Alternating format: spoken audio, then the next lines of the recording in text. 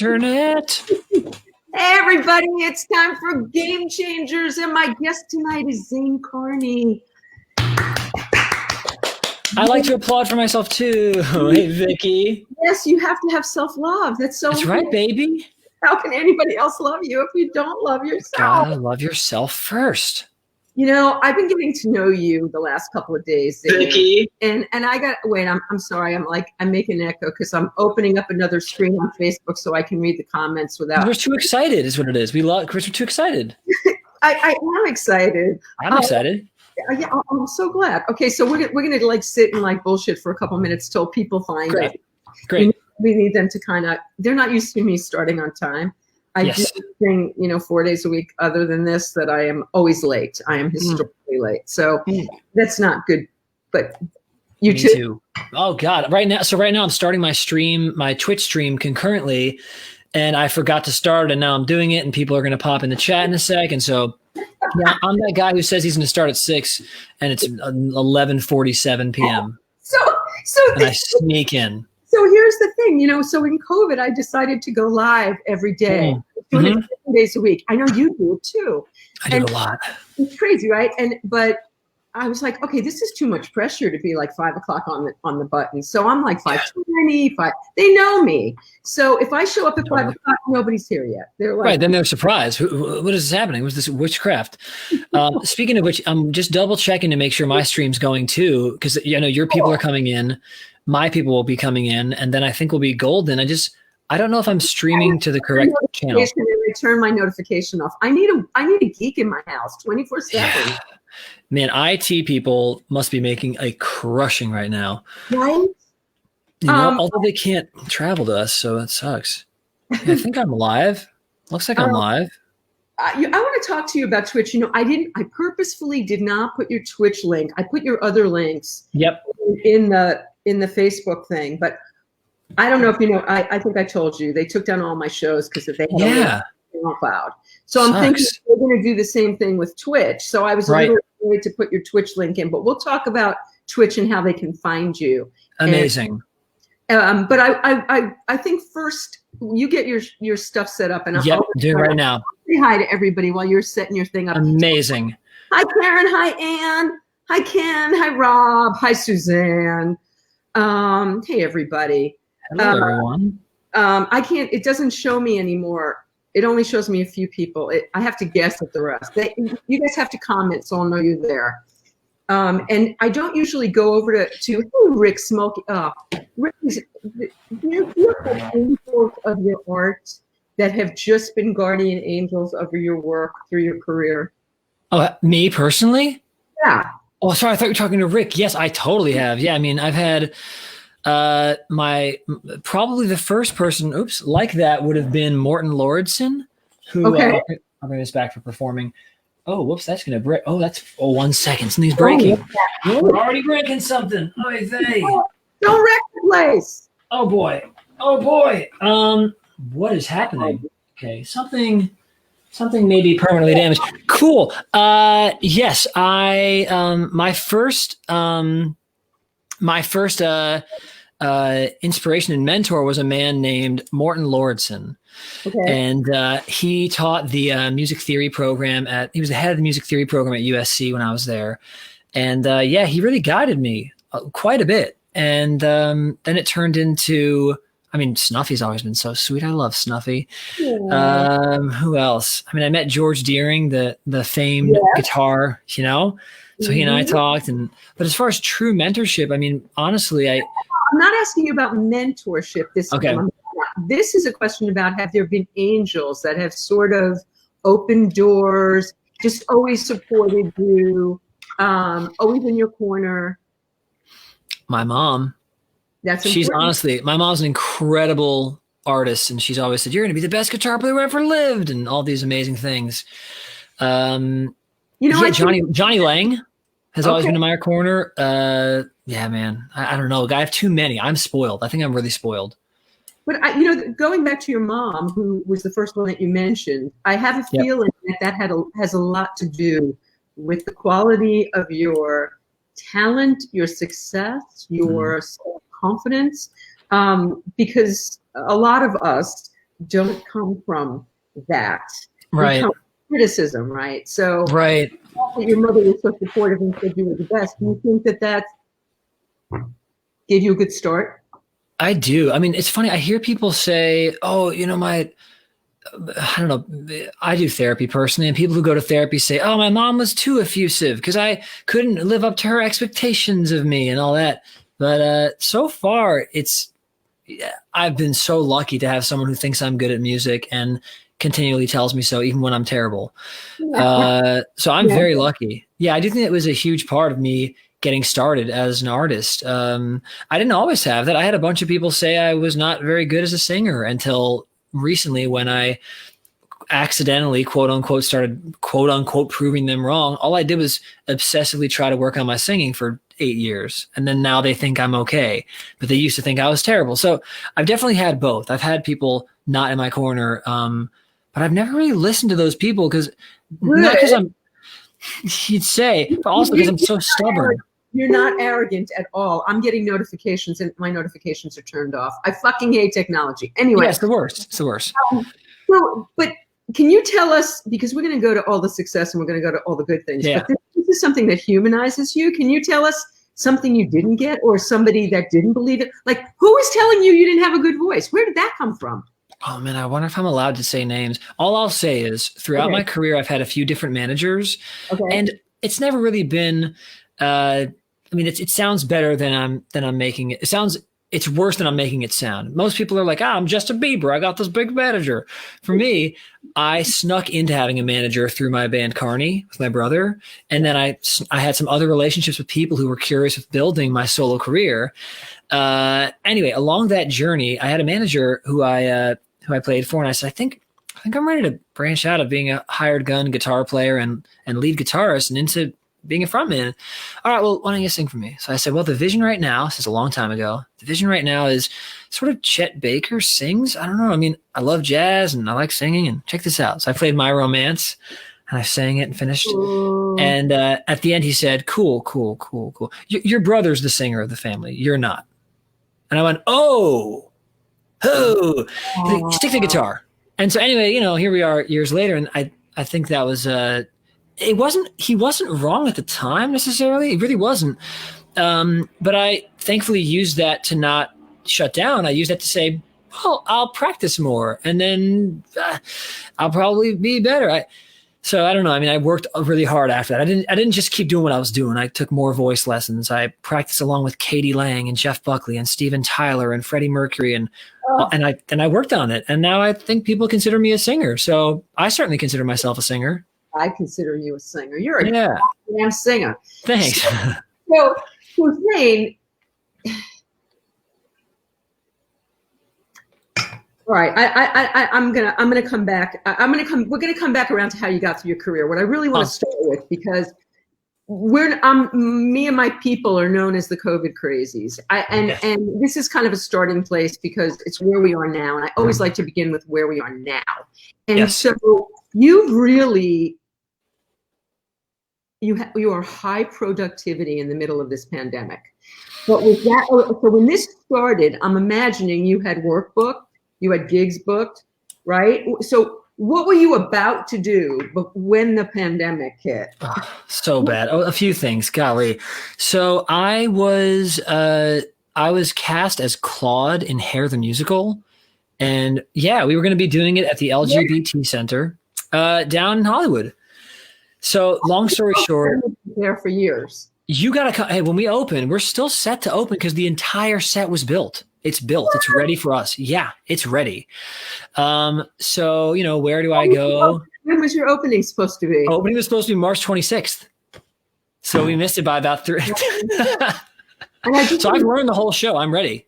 I saw the original on Broadway. That's how old I am. Yeah. Oh my God. So awesome. My godmother was she did 2 productions of Hair, one that was on Broadway and one that traveled. And I talked to her about the audition and she helped me prepare for it, and probably is a big reason I got it. You're Claude? You're Claude? No. My godmother, her name's Eva Charney. One of the What part? Claude. Yep. Oh, that's what I say. Yeah. Yeah. Okay. So I was set to play Claude, and my hair was a little shorter because, before quarantine, now it's kind of that. I looked like an actor before. So the long story short is people, as they come into this chat and we talk, my career has been mainly music based, but I started as an actor on a sitcom and in some feature films. Yeah. So I basically kept trying to get away from music. I love, for my life force, I love it. But I was trying to get away from it because I wanted to explore acting. And I kept getting offers for tours and session work, and I kept choosing music over acting. But right before the pandemic hit, I went, you know what? I'm going all in with acting. So I turned down a bunch of work. I stopped going on tour with Johnny Lang, who I love and adore. I took UCB classes. I took classes with Howard Fine Acting Studio in LA. I did as many auditions as my agents would send me on. And then after about 6 to 8 auditions, I finally landed a role, which was Claude. We almost opened, shut down, and one day we'll open soon. I don't know. Okay, so I just read, this is very disheartening.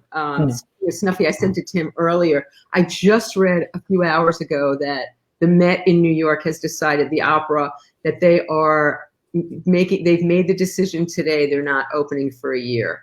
And they said, how is this going to impact rock venues, club, And so they're basically setting the precedent for Broadway shows for all of this. They're saying, we're done for a year. We're not even going to try. Well, and I've been talking to a bunch of friends who work on Broadway who were hoping for April 2021. And most of my friends are going, yeah, right, October at the earliest. Yeah. And I'm going, well, now it's very selfish, but to quickly talk about that hair thing, the good news, quote unquote, is that it's a black box theater production. So they basically got this all-star creative team, Ovation Award winning Broadway people, like all this incredible creative team. And that brought in a lot. The cast is so loaded. It's so talented. So it brought in people that wouldn't normally do a black box theater production, but we're really going for something specific. So long story short, it's only 50 people that can fit in this auditorium that we're playing in. It's going to be like, it's not experimental theater, but it's going to be hair as hair was, I think, written. So a lot of touching. A lot of like, how are we going to do that? So we're trying to figure out, I mean, technically it's only 50 people viewing it, but there are 12 cast members. And but now that a black box theater that only holds 50, you're only going to be able to put 10 in there. Right. It's kind of, when they do let people go inside. Right. I took my kids to see the last rendition at Shakespeare in the Park. We did that. And the open air and all of that kind of stuff. Yeah. Not as good as the original by a long shot. Right. But I would love to see yours. But so what I love about this, Zane, is that for me, that combines all of your talent, because you get to be an actor, you are a musician, you're singing, it's about music, it's about theater, it's about your spiritual experience, it's all of those things. Right. So, I love that. I love that too. And I think the most exciting part for me and why I was so devastated when we had to pause is because I hadn't acted professionally in, 22 years. I don't know what it was, truly getting paid to do an acting job versus doing stuff with friends.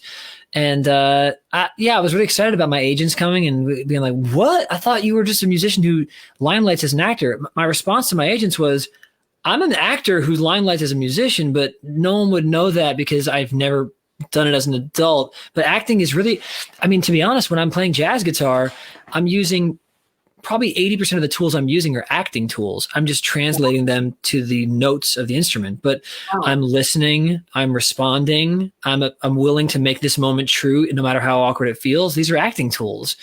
I just, do it with a C sharp dominant 7 sharp 11 versus a line. So I was really excited about getting in there and hopefully that turning into a new burgeoning career, because I've explored almost everything I've wanted to musically the past 20 years. So I was like, oh man, I want a new exciting venture. But then the COVID thing hits and I'm like, well, thank God I have a working studio and mics. Blue by Blue. Kevin Walt, what's up, baby? Blue. Kevin Walt, we love you. We love you, Kevin. We love everyone at Blue. So I had all these mics. I have all this audio gear. So I'm going, all right, I don't know that I want to do a whole monologue series. Let's get back into music. So, just what a wild year it's been for everyone. I'm so lucky that I'm able to stay creative right now. By the way, Rick Smolke, who is my angel, Rick is a printer in Chicago, and he got a hold of this thing that I've been doing for 12 years in my living room, this Women Who Write Things salon that I've been trying to get you to do. And he just started supporting me in every way that he could think of, sending me swag and stuff, because he believed, and he just said, you're not spoiled, you, Zane, you're blessed. And that's there you go. He said why people are angels for you in your life. We've got you know, we've got a few people here, but I think we'll get a lot more if we get you to play. So I'm thinking this is a really good time to do that. Great. And keep everybody into conversation with some of your music, which is, I've been listening to you round the clock for the last 48 hours, and I got to say, you know, well, we'll talk about all the things. You're the best, Vicki. I'm going to fix this mic real quick. I'm so sorry. It fell off. I'm going to say hi to everybody. So, hi, Sharon. Who else joined us? Hi, Christina. Oh, she said, great conversation. Nice. Hi, Maria. How are you? She's calling you Mr. Carney. And speaking of which, we have to talk about your grandfather for a minute. Great uncle. Yes. I actually looked it up to make sure that you had him in your life for a good amount of years before he passed. Yes. You were like 16, right? So I'm 16, guys. I'm a young whippersnapper. No, I mean 16 when Art passed. Oh, I was 60. Yes. So Art was my great uncle, my dad's uncle. Yes. Oh, I have that wrong. Okay. Yes, we were so close. It was the Carneys stick together. I'll tell you that much. Well, and you're like, I know I've heard you say the Partridge Family, but I'm actually friends with the Cowsills, and you remind me a lot more of them. Wow. Because they are a legit family band, and that's what they are. Yeah, oh, you're the best. I'm so sorry this took so long, and this fell right when this thing started because I'm still new with the internet. Hi, Tony. Hi, Paul. I'm saying hi to everybody while we're doing Snapper Whipper instead of I called you a whipper. Snapper. Oh, I love it. I'll take both. How do I turn this quickly? Hi, Barbara. If anybody has any questions for Zane, put them up there, and I'll find them eventually. I'm probably not going to stop the conversation to do it. We'll look here. Music time. Here we go. Music time. Hey. All right. Oh boy. Here we go. So it's time for some music. All right, so let's do this. Let's get this mic in my ear. For those of you out there who don't know, haven't seen Zane's Twitch, he is like a total techno geek. I mean, you just know like his sound and his picture are perfect, which is not StreamYard. But if you go over to his Twitch, it's perfect.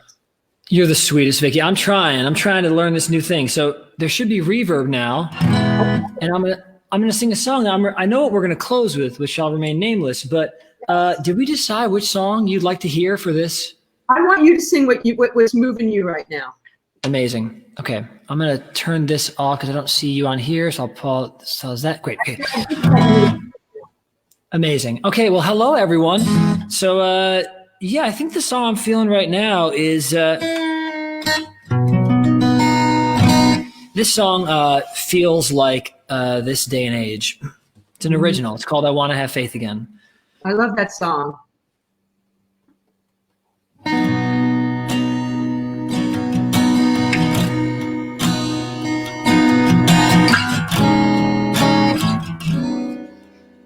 Lately when I close my eyes to pray, I can't find the words to say. I'm speechless, questioning delight and wondering why.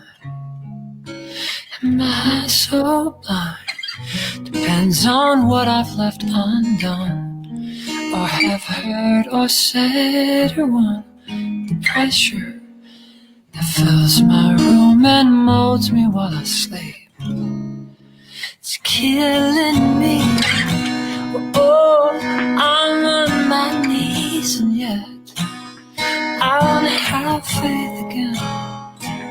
I wanna have faith when I can't see the plan. I wanna have faith again. I wanna have faith, but I'll go inside my head, speaking for the living dead. Distraction, enough dissatisfaction to deny the rolling my eyes, I'll read a question mark so wide that when laid upon its side, it hooks me, it scratches, beats, and proves me that I'm known and meaningless. Is this the truth, or am I choosing it? I wanna have faith again. I wanna have faith when I can't feel the pain. I wanna have faith again. I wanna have faith, but if I like it, being in control, 'cause I hear you, and here's a hole. 'Cause if there's nothing, where do I go? If my destiny's purely chemistry, then why do I want more?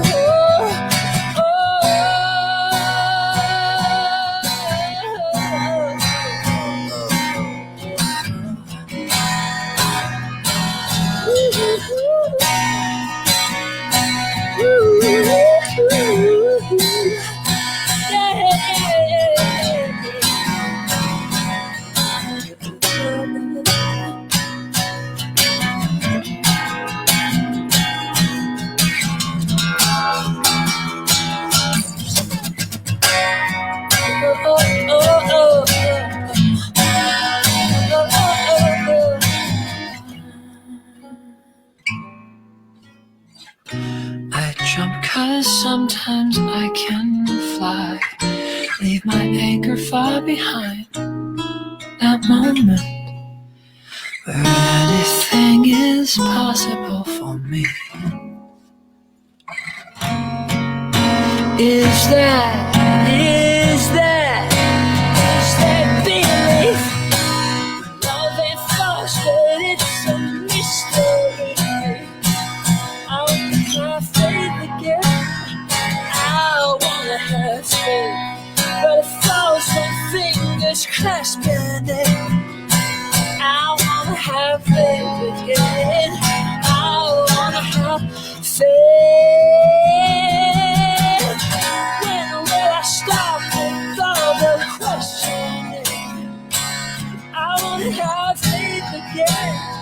I wanna have faith. But I scream till my God starts to whisper it.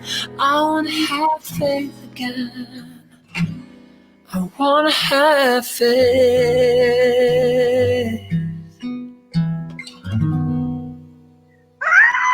All right, this is my lighter. Somebody said they wish they're holding up their lighter. You know what's so funny? One of the emotes on my Twitch channel, and I'll turn off my reverb, is a Zane Carney logo emote.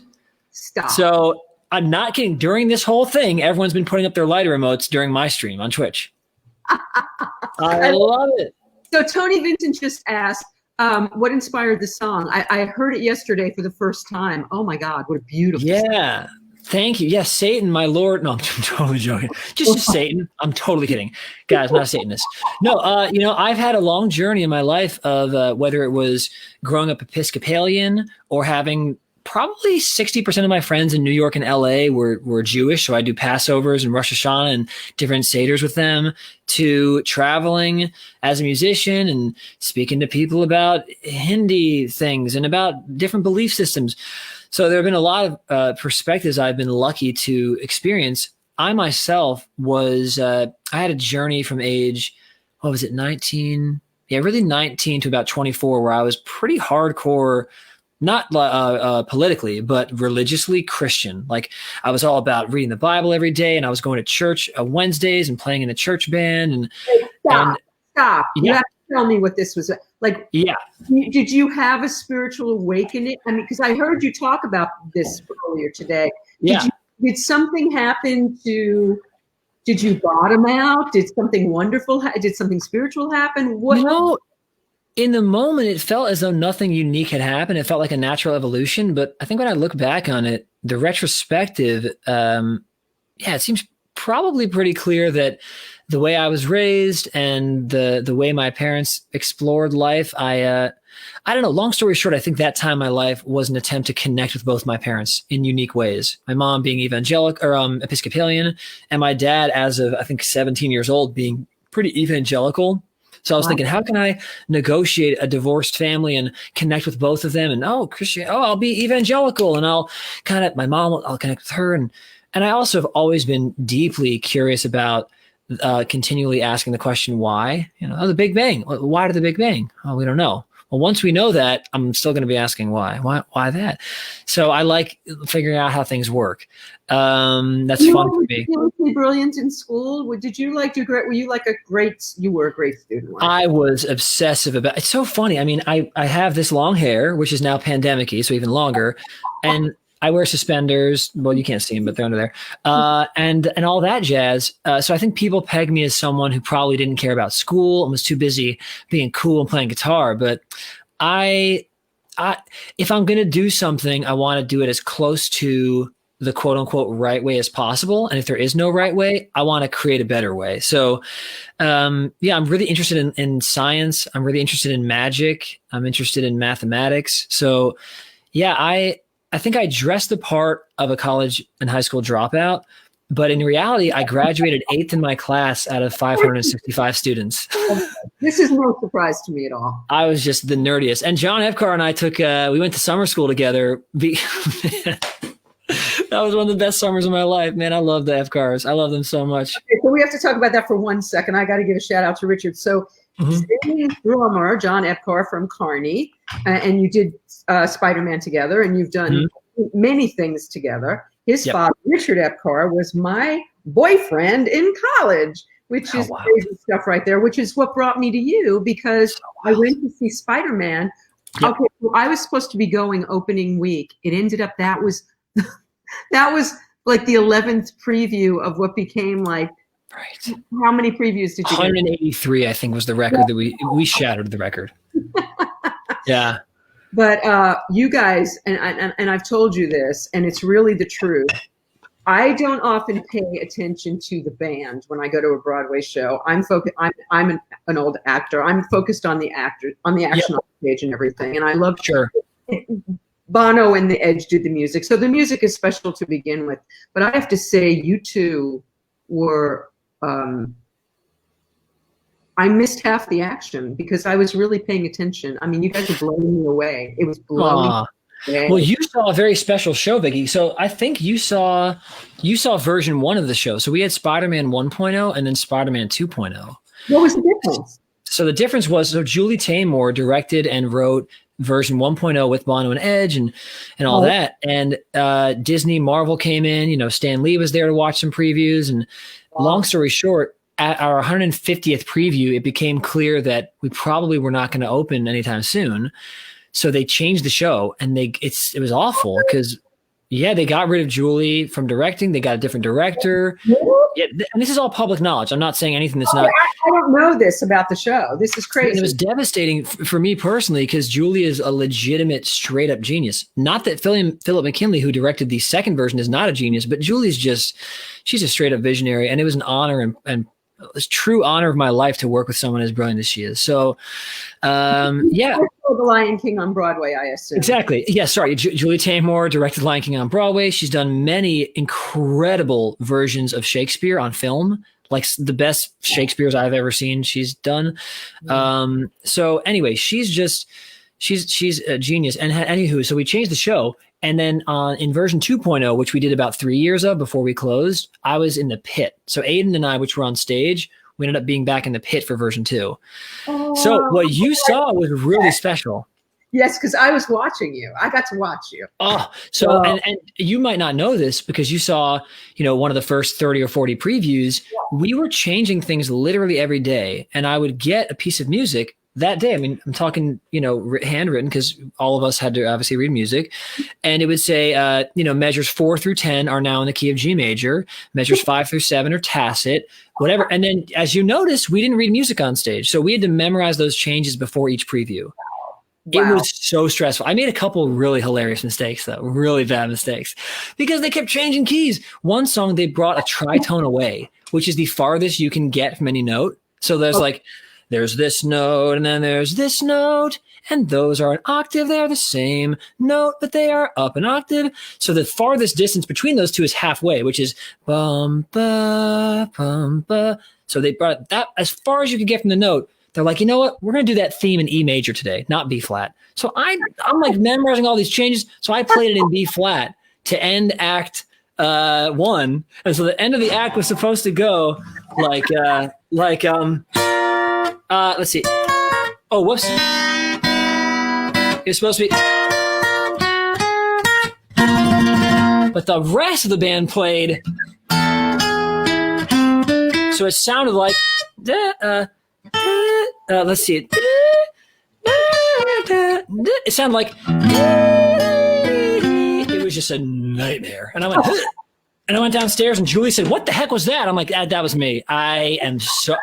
You guys keep changing keys. Like yesterday, that was in B flat. I'm sorry. Wow. So there were some big mistakes I made. Change things if you're not got the music in front of you and you have to recall. And to be fair, they said you can have a music stand, just like maybe keep it off to the side. But I was like, if I'm doing this, let's do it right. But unfortunately, that it looked better for you guys for all those previews, but it did turn into a couple of pretty big gaffes on my part. So whoopsie daisy. I trust that with Spider-Man flying through the air, nobody kind of noticed what was going on. We were in the front row. I always like to sit first 3 rows orchestra, but we were in the front row purposefully upstairs so that because he flew right. Ooh. Okay, so your brother had some days off. He didn't do every performance. He didn't do 8 shows a week. So we happened to see Michael James Thomas. Yes, Matthew James Thomas, who's amazing. I was so crushed that we weren't seeing Reeve. I know. Then I saw Michael James Thomas, and I have to say, I saw him 2 years later in Pippin. He is a genius. He is a genius. His Morning Glow? Pippin? Oh, yeah. Okay, so we met. So Matthew and Reeve were cast together. It was like Matthew, we know he's going to do 2 shows a week. Reeve's going to do 6 shows a week. It wasn't like he came in as an understudy. It was, you're amazing. Are you willing to do this? And he figured, well, I can work more on my music. I can be paid to be on a Broadway show. Like, we're good. I love Matthew's. I love his songs, his original songs. I saw Pippin on his final show at Pippin, his last show. It was very emotional. And Pippin's my favorite musical. And so I saw it for so many reasons. And when he hit those notes on Morning Glow, I was like, oh, you gotta be kidding me. You gotta be kidding me. Matthew, you're a freaking genius. I cried 3 times. We were sitting in the front row. I was right behind the pianist. And he was an angel. Incredible. No wonder they won all those awards. Didn't they win Best Broadway Revival? It's in my top 3 shows of all time. And I think that revival won the Tony Award for Best Revival. There's this, for people who aren't music theater fans in the chat, there's this song called Morning Glow, and there's this high note in it that unless you really have training, you can't hit. And for me, it's like of the song. Well, I know. I don't know what key he does in it, but it's Morning Glow. No, it's lower. I think it's Morning Glow all day long while we sing our new day song. We'll at the birth of all things looking new. Morning Glow is long past due. But eventually it goes this thing. Morning Glow, I'd like to help you grow. We should have started long ago. There's some high note, I don't know what key it's in, that he just long ago and he just perfectly nailed it with the best tone, the best technique. I was like, dude, I need some more voice lessons because you're a genius. Okay, so who did you study voice with that gave you the confidence to go put yourself out there as a singer? Great question. Can I start that story just like 1 minute of storytelling before? Okay, so the story begins when I'm 12 years old and I had started playing guitar, and my brother was the star of the family. We were all 3 of us kids, Reeve, myself, and Paris. We've all had different moments trading the spotlight, which is classic of multiple children households. So Paris, wrote a song for Adam Lambert. That was his leadoff single on his last record. She's been writing for everyone right now. She's crushing it. So Paris is having this starlight moment while Reeve and I are in quarantine going, what do we do? So she's just crushing it. Reeve has had the past 8 years of whether it's Spider-Man, Penny Dreadful, Hades Town. My God, he's had an amazing run. I had my run of being one of the stars of CBS's Dave's World. Then I did John Mayer. So we've all had our moments of like kind of getting really lucky. When I was 12, it was Reeve's moment. I think Paris and I would both agree on that. Reeve was playing guitar at blues clubs as a 14-year-old kid. Oh. It was Johnny Lang. It was Joe Bonamassa. It was Zane Carney. I mean, he was up and coming in the blues scene. Wow. I couldn't pay him enough money to let me play in his band. Like, he was cool. I was not. I was too young. So what I did is I went to these jam sessions and I would try to get on stage as a 12-year-old kid. I'd go on when no one was in the audience. I'd eat doo-doo. I'd play terribly. I'd get a pat on the shoulder from the old guys. Like, hey, better luck next time. It's cool that you're even coming. Good luck, And I found that people probably didn't want to play with me because I was terrible. So I ended up singing songs. I'm thinking there's a lot of modesty here. There's some modesty, but I wasn't that. My saving grace in life has been that I always assume that I'm wrong and that I could learn something. So people think that I'm smart or something, but I'm not. I just assume, I can learn something here. So I really think I was bad then, but I had the mentality of just tell me how to get better versus I'm angry at you guys for being mean. I'm like, whatever, I sucked. How do I get good? So every time I'd come, like, how do I play that scale? Okay, what did I do wrong? You had stopped the song and you didn't focus on the drummer. Okay, I'll do that now. So that's what I do. Got it. So anywho, I started singing and I would lose my voice every time I'd sing at these jam sessions. I'd sing Stormy Monday. I'd sing Messing with the Kid, which is a fun song to sing as a 12-year-old. And I would lose my voice. 6 years later, my high school's doing vocal jazz competitions. And I went, I want to stretch as a musician. I want to learn how to read vocal charts and sight sing. Mm-hmm. I'll apply to the class. They said, dude, honestly, like you're not the best singer, but like your theory is insane. And we need someone in the tenor section and baritone section who can make sure everyone's singing the right notes. And you're in. So I would sing in there. I could not hit, Vicki. That note was almost impossible. That was too high for me. I had a broken voice. I could barely sing. So then fast forward, I'm in Carney. Reeve's writing these harmonies for our band that I had to sing. He's already singing up here. And he wants me to sing above. And I'm like, dude, I can't even hit an octave below that. It's not happening. So this is like a 20-year journey of me not being able to sing properly and having issues. So I finally go to Valerie Morehouse, who is like the best vocal coach of all time, I guess, because she fixed my voice. So I go to her. And at this time, we do not know that I have a thing called a sulcus. We don't know that. We just know that I can't really sing correctly and I can't hit high notes. What is that? A sulcus is a malformation in any part of the body, but when it refers to the vocal fold, it's essentially an indentation on the muscle tissue. So instead of my vocal folds going like this, they went like this. Oh. There was like a gap there. So so air was like escaping and I couldn't do falsetto or thin fold work. So she helped me work with my broken voice. Neither of us knew that I had a sulcus. I got scoped, but no doctor discovered it. Oh. Fast forward to 2013. I'm on tour with John Mayer and my voice breaks. And I go to a doctor and he says, listen, I'm going to scope you in Amsterdam, but just so you know, we have the highest resolution cameras ever for the voice in Amsterdam. What you have in America isn't high def enough. So he scopes, he goes like this. He goes, okay.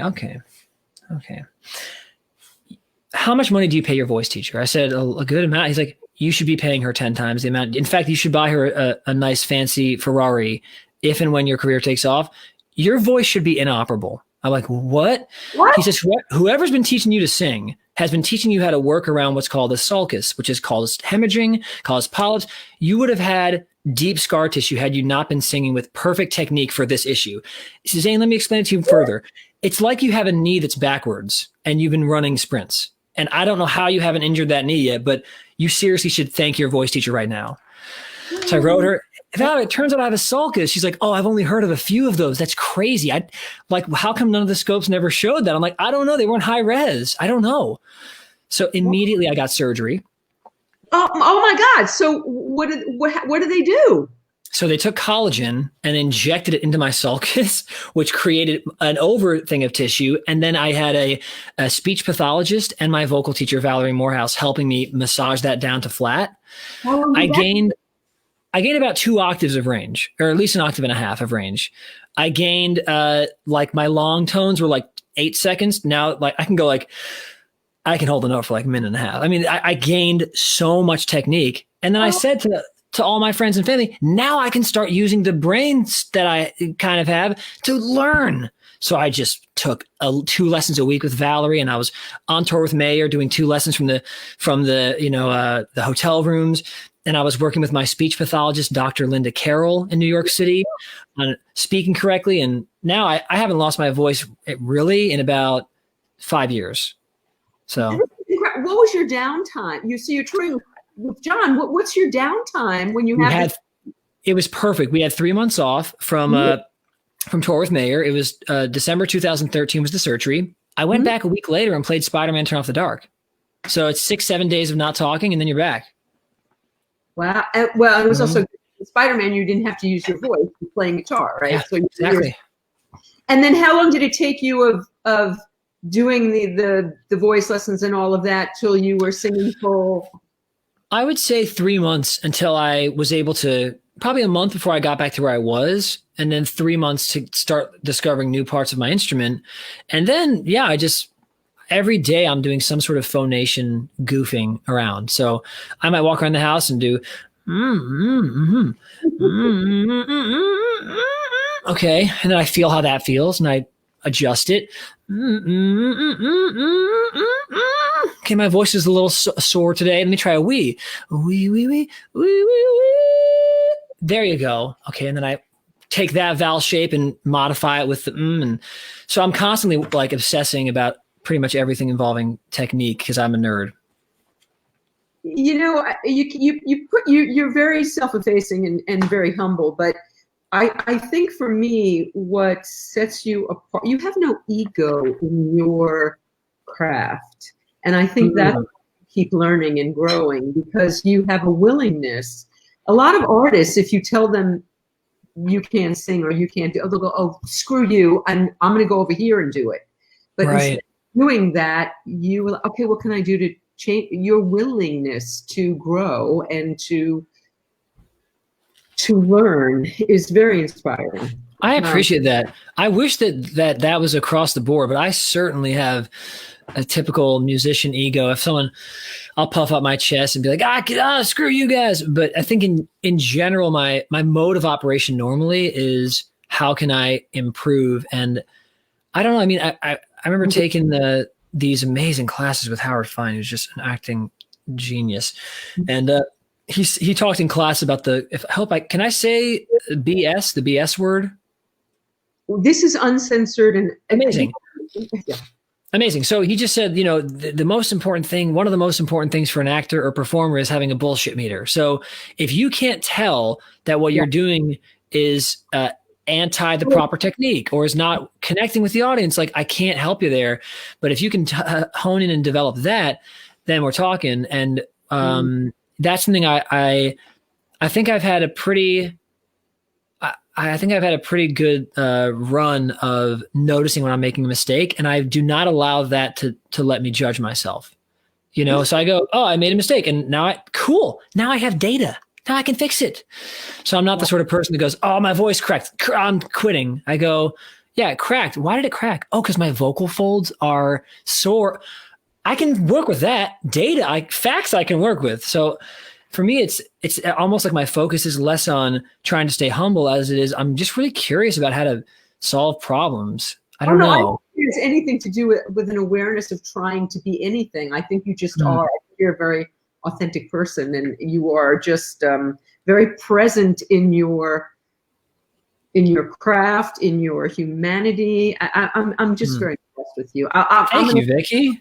So let's talk. So I'm all over the place, and we were going to talk about COVID first. I don't want to talk about COVID first. How do you end up on Dave's World at 7 years? Like, okay, so you're in this family. Your mother is a talented. Your mother is A singer? Your mother is a singer? She did a few things. Yeah. So she went to CCM for musical theater and is a trained singer. She was like a theory nerd when she was a kid playing violin in orchestras. And then her eventual form as my mother was a jewelry designer. Oh, so she wow. became, yeah, she did really amazing work, like worldwide recognized work that she still makes now. I love her stuff. What kind of jewelry? What's her like? Her brand, it's called Fables. The website's fablesintheair.com. But I think the way she talks about it, she calls it like whimsical silver. So it's all sterling silver, and they're these whimsical pieces. So she'll make a ring, that you put on your hand. But instead of it being a standard ring with, fancy gems, it's a cigar band. So your finger turns into a cigar. It's like cute. Like who thinks of this stuff? Or instead of a typical, I don't know, silver line here of sterling silver, it's John Lennon glasses, like just the same shape as John Lennon, or broken heart earrings. Yeah, they're very story-driven, whimsical jewelry. I love it. So and was she your does father that. creative as well? Yeah, so my dad, before I was born, my dad was songwriting. He had a band called Zuckerman's Dream that did a couple songs on Columbia Records. And like most us, including myself, it's like, how do you make a living as a musician? So he found great success as a songwriter in the 80s and 90s jingle scene. So all the commercials. So he did that. And then my brother and sister are musicians. So the whole family is full of performers. You brought up earlier the Art Carney connection. So it's in the family, I guess. So Art was your father's brother? Exactly. My father's uncle. Yep. Okay. Your father's uncle, right? Okay, so comedy. You also dipped your toe in there, right? I'm sorry, I didn't even answer your question. How did I get on Dave's World? Sorry. How does this happen? No, so I went back though. I circled back because I'm looking at the early family. Because before you get to Dave's World, you're a little kid before you're 7. Mm-hmm. Where do you make a decision? Does your mother make a decision? I was very lucky. So there's a stage mom kind of archetype. Thank God I did not have that. Okay, thank God. So my mom did not want us acting or performing. We'd walk around in New York City with her, and people would say, "Your kid should be modeled." No, thank you. So my brother kept saying, "I want to be an actor. I want to be an actor." My mom said, "No, this is like a dark thing. Do not get involved in this." And then I don't know who it was. Actually, I know who it was. It was Penny at a company back then called, I think they're still called APA, but not APA. Sorry, not APA. I'm blanking on their name, but they were a management company for child talent. Okay. And it was not some creepy guy. It was a sweet 20-something girl saying, "Your daughter's amazing. We should have her do modeling." My mom said, "Oh, okay." So she tells, my dad, I guess, or tells us, and Reeve goes, "I want to do that." All right. So she comes over to me with us. Within a week or two, we're auditioning. And she's going, I don't just, Reeve really wants to do this. If the kids have fun with it, great. If not, you're not doing it. I booked an Uncle Ben's rice commercial the first week I went on an audition. Then I booked a Flintstones cereal commercial. Oh my God. And then suddenly casting directors were asking about having me read for proper pilots. So one casting director said, "We have this Dave's World pilot starring Harry Anderson. We'd love to have Zane read." I got sick, couldn't go. So I figured it's over. I'll go back to schoolwork. Next week, "Hey, they're still looking for someone, Zane. They want you to come in." I went, I don't, maybe. She's like, "Okay, if you don't want to do it, it's fine." I said, "I guess it's the right thing to do." So I go in, hadn't practiced my sides. I just had them in the wrong order. "Okay, Zane, let's have you go outside of the audition room. You didn't really read the lines in the right order." "Oh, sorry." Came back in, read them to the best of my ability naturally. And then we got a phone call from the dentist's office later that day. "Hey, we're flying Zane out to LA to do a screen test." "What's a screen test?" "You're going to fly with Penny. You're going to go out there," and auditioned. And then I remember getting the news. I was in the Hotel Sofitel in Beverly Hills. And yep, got it. Okay, got it. Okay, I'll let Zane know. Got it. Did you read with Harry? Yeah. Yeah, and Jamie Widows, the director, and Tim O'Donnell, the executive producer. And I didn't know their names back then. I just saw a bunch of old dudes. I was 7. I was like, bunch of old idiots. I'm a cool kid. You guys are weird. What are you guys, 100? When you're 7? Like, I love asking kids now, Harry had to be cool though, because I would imagine he would have whipped out a magic trick like as soon as you got on the set or something. Girl, I have guitar picks in my hands because I'm constantly doing magic tricks that I learned with him. I'm a little magician. Oh, nice. Yeah. No, Harry is the closest thing other than my dad to a dad figure that I had in my life, and it started from straight up day one. That audition was effortless because he was funny and cracking jokes.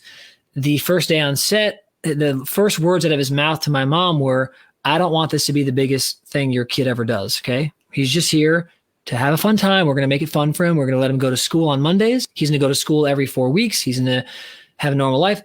I later found out from him that he felt that the number one form of child abuse was child acting. He's like, that's child abuse. So he did whatever he could to counteract it. Wow. So we'd fly up to Seattle and hang out with him and play video games and do magic tricks. And yeah, he was just a second father to me. He really was. So I have a lot of side questions off this one. So here you are, you're 7, you get Dave's World. I mean, you get this primetime sitcom. How does that impact Reeve? How does that impact? Right. I mean, is there sibling jealousy? Are they in, what's going on there at home? I mean, I don't know exactly how they felt. I mean, Reeve's very strong, so I don't think he's ever, I don't know if he ever felt jealous because he's always had a very good sense of self. Paris and I, as younger siblings, we've talked about, oh, wow, it's tricky being a younger sibling because we always look at our brother as the god. Like, he's the first, he's the best.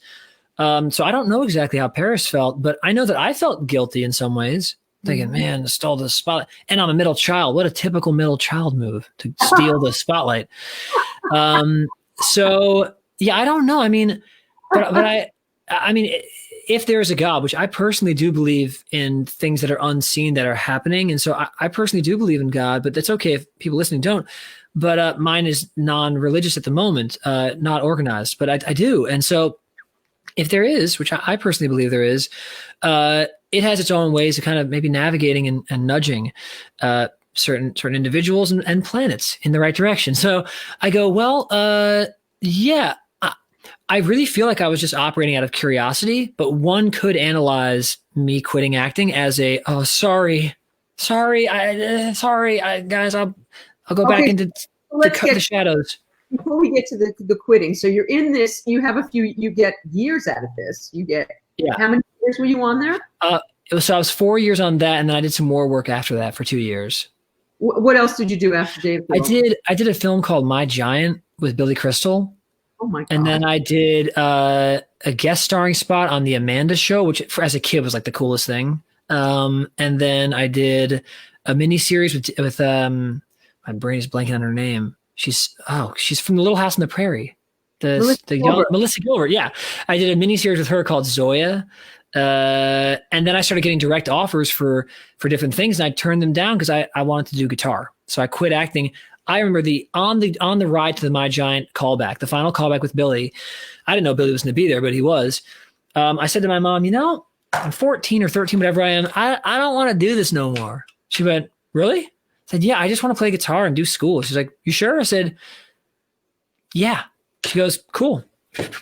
Hey, APA, yeah, we're going to go to this audition because, we committed to this and this is what we learned in this family. You do what you said you were going to do, but Zane's not going to be acting after this. What the hell? What? We have direct offers coming. He might get this role. So anyway, they were angry, but she's like, no, he's not doing it. I got My Giant. So she said, are you going to, you got offered the role. You don't have to do it. I said, I'll do this. And then I essentially quit to play guitar. And okay, wait. There you go. Questions before we move on. Any regrets? Did you ever regret it? No. Love that. No. When you were doing all that stuff, how normal or not normal was the rest of your life? That's a great question. Right. Oh. It's such a great question though, because that whole adage, like, this was my normal. I didn't know any different.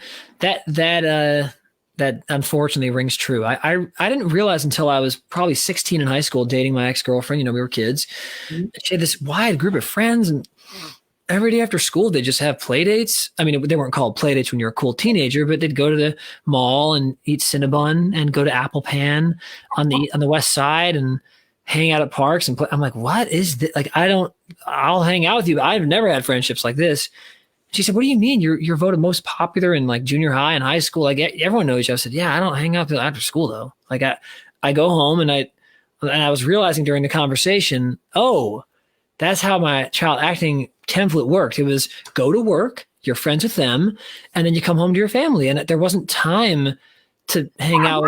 How did you go to school, Zane? It was tricky. I can't believe I actually got good grades in junior high and high school because I don't know. I mean, I got A's on set, and I figured it was because I was cheating. Like, I could. You had somebody come on set and. Oh yeah. So like, I see. Sorry. So to get more into the specifics, yeah, Carol Pine was my set teacher, and then the woman I referred to in the earlier part of this interview, which was Eva Charney, my godmother, who was on Hair. She was my dialogue coach on set. She was the dialogue coach for the whole set. So these were huge, strong, brilliant, wonderful women figures in my life. And Carol taught us, and I would be in a trailer. And so the way a typical day would look is this. We'd come in on Tuesday at 9 a.m. We'd go right with Eva. We'd do the read through with the whole cast. We'd work with Eva for an hour, working on the lines. We'd go to school from 11 to noon, 10 to noon, whatever it was, eat lunch, go back to school, come on set whenever they needed us to do a few lines, go back to school. And the day would end around 4 to 6 p.m.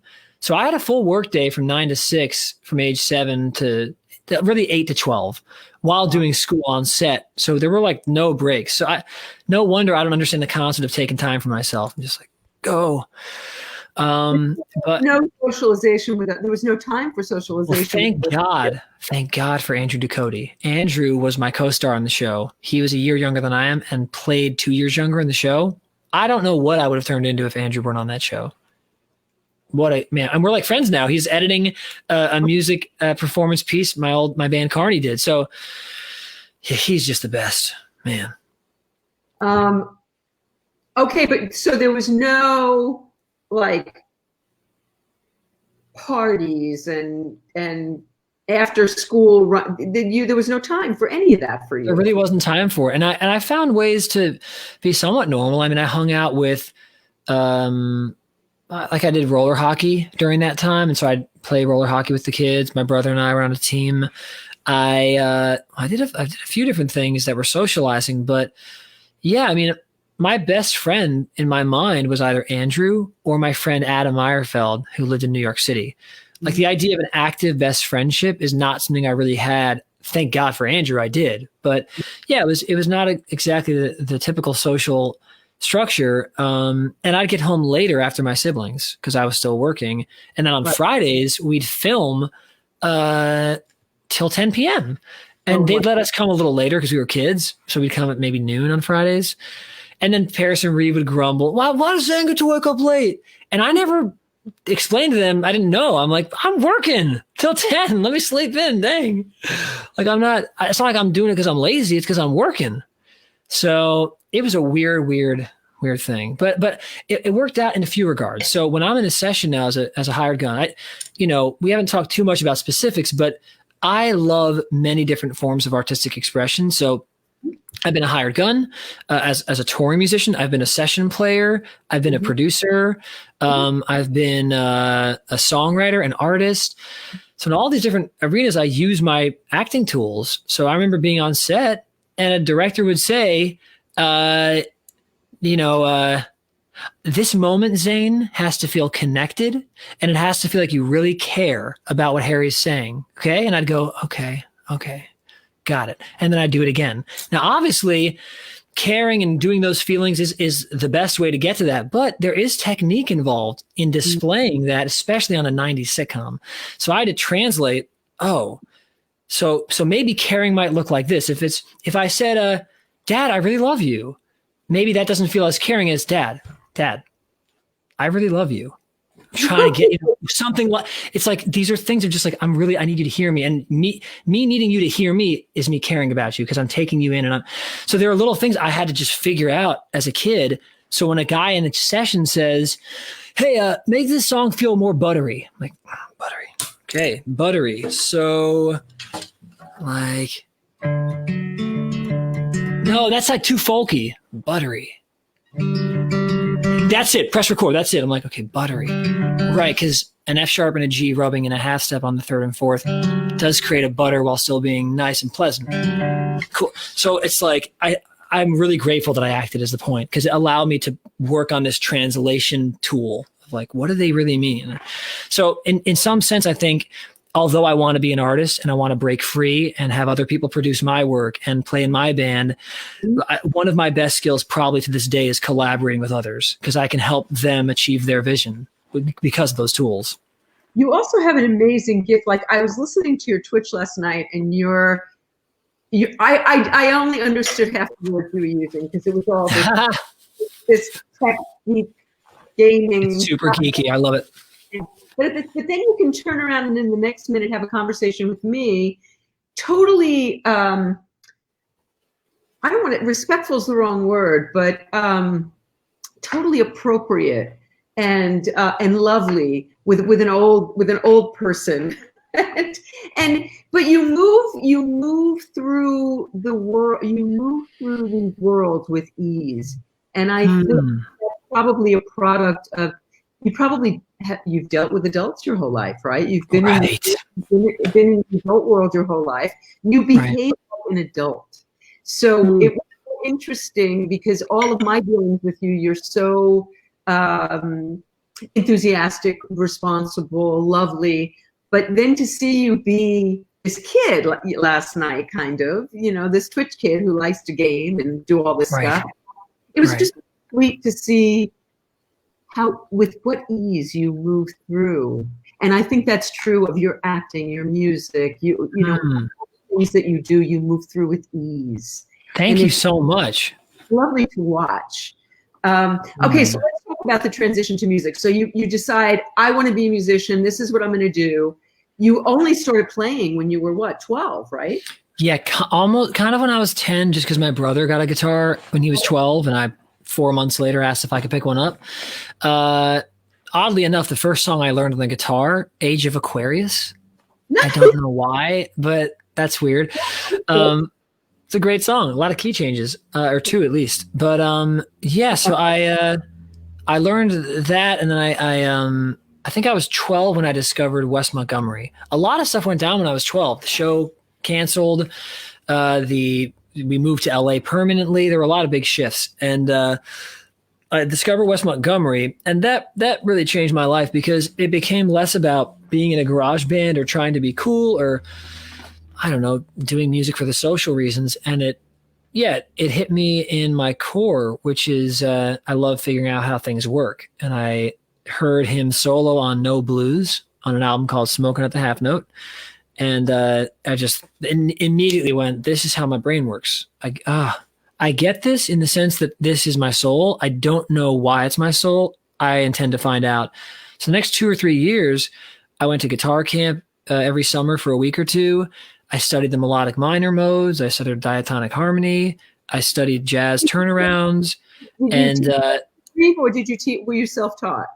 I was kind of half and half. I didn't have a consistent private teacher, but I went to a high school, Hamilton High School Academy of Music at 14 on, and we had jazz band every day. But yeah, private lessons, I probably had about 15 in my life before college.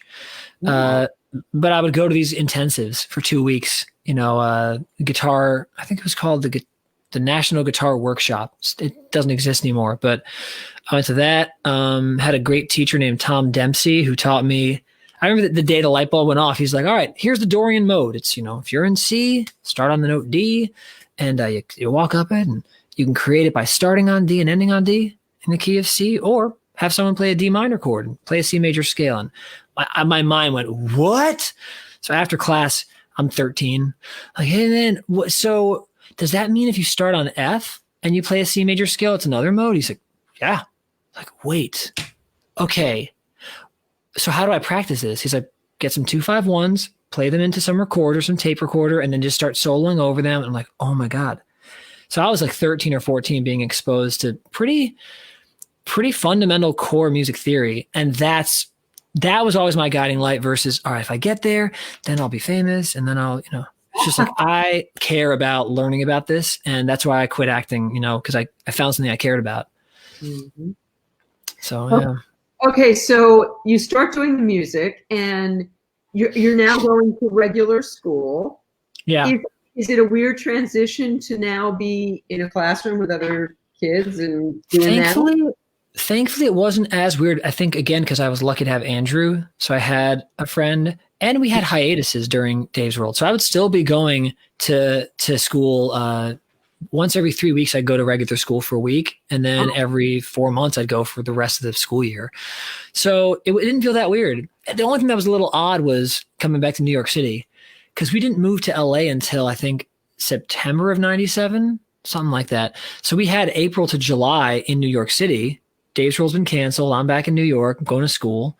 And it was just a bunch of, oh, here's the actor kid. Here's the famous kid. How's it feel being famous? Yeah, what's up, man? Like, it's fine. I don't know. Why are you, what? I'm not even famous. No one knows about the child actors on a CBS show. Like, stop. So that I didn't like it, and kind of made fun of for, what did I do wrong? I just, dang. Yeah. But it normalized by the time I got to high school. And once I got into the jazz band, I guess the first jazz band, it was pretty clear that this was going to be the thing. And so people liked me for that. They didn't know about my acting. A lot of my high school friends do not know I was on I was on a sitcom. Wow. And Crazy. so how did Carney come to be?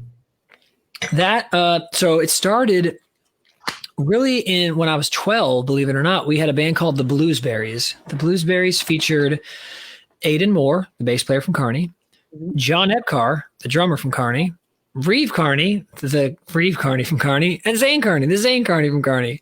And we also had our friend Kalen Housewright, and he played rhythm guitar as well.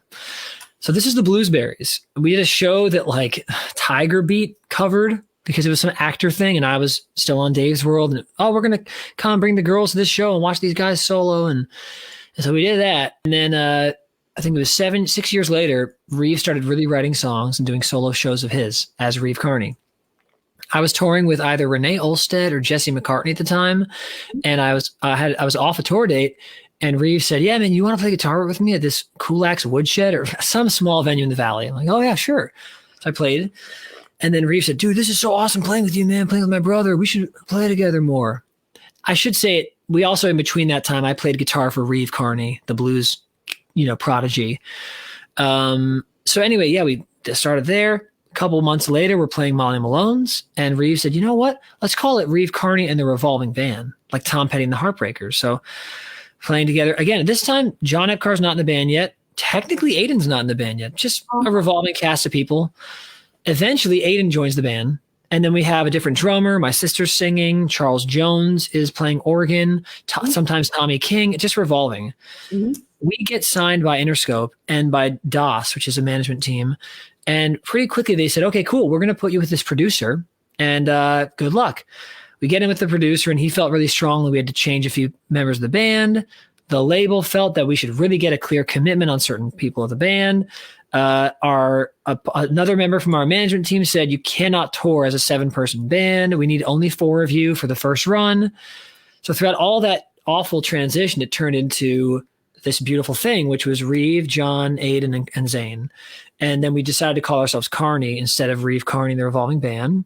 And then the label said, "Hey, we'd like to have Zane be a part of this label and this management team as well. So we'll sign him." And then that turned into like, I guess Reeve and I are kind of the heads of the band. But I thought I was just playing guitar with my brother, but okay.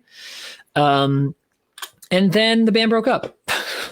But we had a good run. We had a real good run. You had a great run.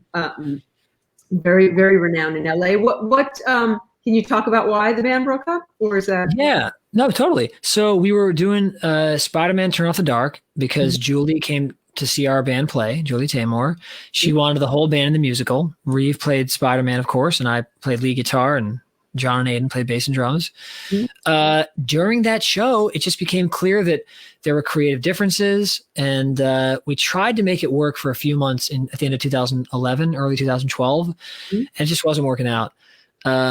So that was a big turning point for me, because I had really given a lot to that band, like everything I had. I turned down so much, and I made the right choice. I did not make the wrong choice. but I turned down music directing for big artists and traveling to different locales as a jazz musician. And I turned it all down for Carney. I made the right choice though, because about 3 months after we broke up, I got back into acting a little bit, auditioning. And then about 2 months after that, I got a phone call from John Mayer saying, "Hey man, I know you got Carney. I know you got Spider-Man." I'm like, "You do? How do you know that?" "What?" "Okay. Huh? You want to come on tour with me?" "Yes. Yeah. That would be awesome." So, doing Carney. How did you like become a sideman? Like you mentioned Jesse McCartney a long time. How did that break for you? How did you break into that world? That was just me being willing to say yes to any gig that came up. So I was 16. I started playing random jazz casuals at weddings, at bar mitzvahs, at lobster shacks. Yeah, man, if it pays even $50, I'm in, because I'm 16 or 17 and I want to have a career. So let's go. And I didn't even want to have a career, actually. I wanted to prove to all the jazz people I was the best. Taking gigs, that's how you do it. That's how you get better. And then when I was 18, I was about to graduate high school. David Foster came to our high school. He said, "All right, I want to hear someone play. Someone impress me." And I was thinking, what is happening? I thought he was just coming to our school to give a lecture. And so a few friends around me, "Yo, Zane, hey, you should hear Zane Carney." I'm like, "Oh, what? Who's Zane? Come up here. Yeah, you, Zane? Come up here. All right, plug into this mixing board and just play." I'm like, "All right, okay." So I plugged in. It sounded god awful. You do not plug an electric guitar into a mixing board direct, unless you're Prince and you have a nice outboard gear. But this was not nice outboard gear. So I just started.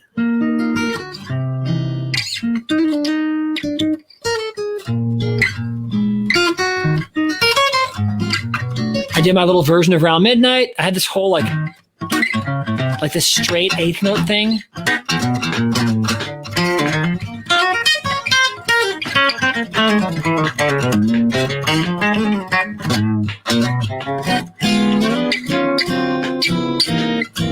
I know we're really compressed right now because we're here for the voice, but I was just doing that stuff, and he went, "Cool, all right, okay." A couple days later, "This is Mr. Kaufman's office. Zane Carney, please come to the principal's office."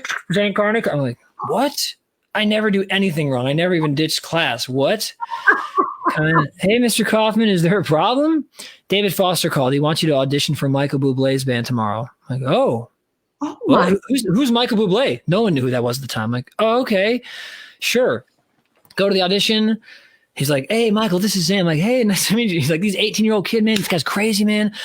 Zane, do that Wes Montgomery thing you do." I'm like, oh, the octave stuff? Yeah, I did. "Oh, yeah, do that core melody stuff you do." I'm like, See what I'm saying? Michael's like, okay, damn, okay, go. Had my cell phone in the rehearsal, dropped it into a gutter maybe. I don't know where the cell phone went.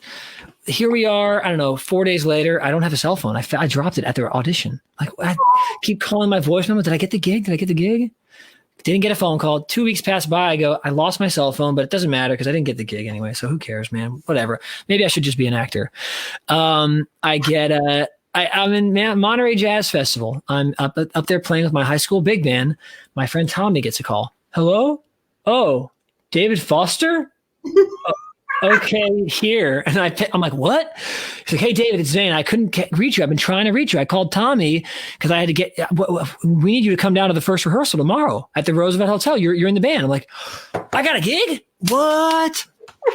Drive down with my mom. I get right to the rehearsal at 6 p.m., have my guitar. I come in and I see another guitar player.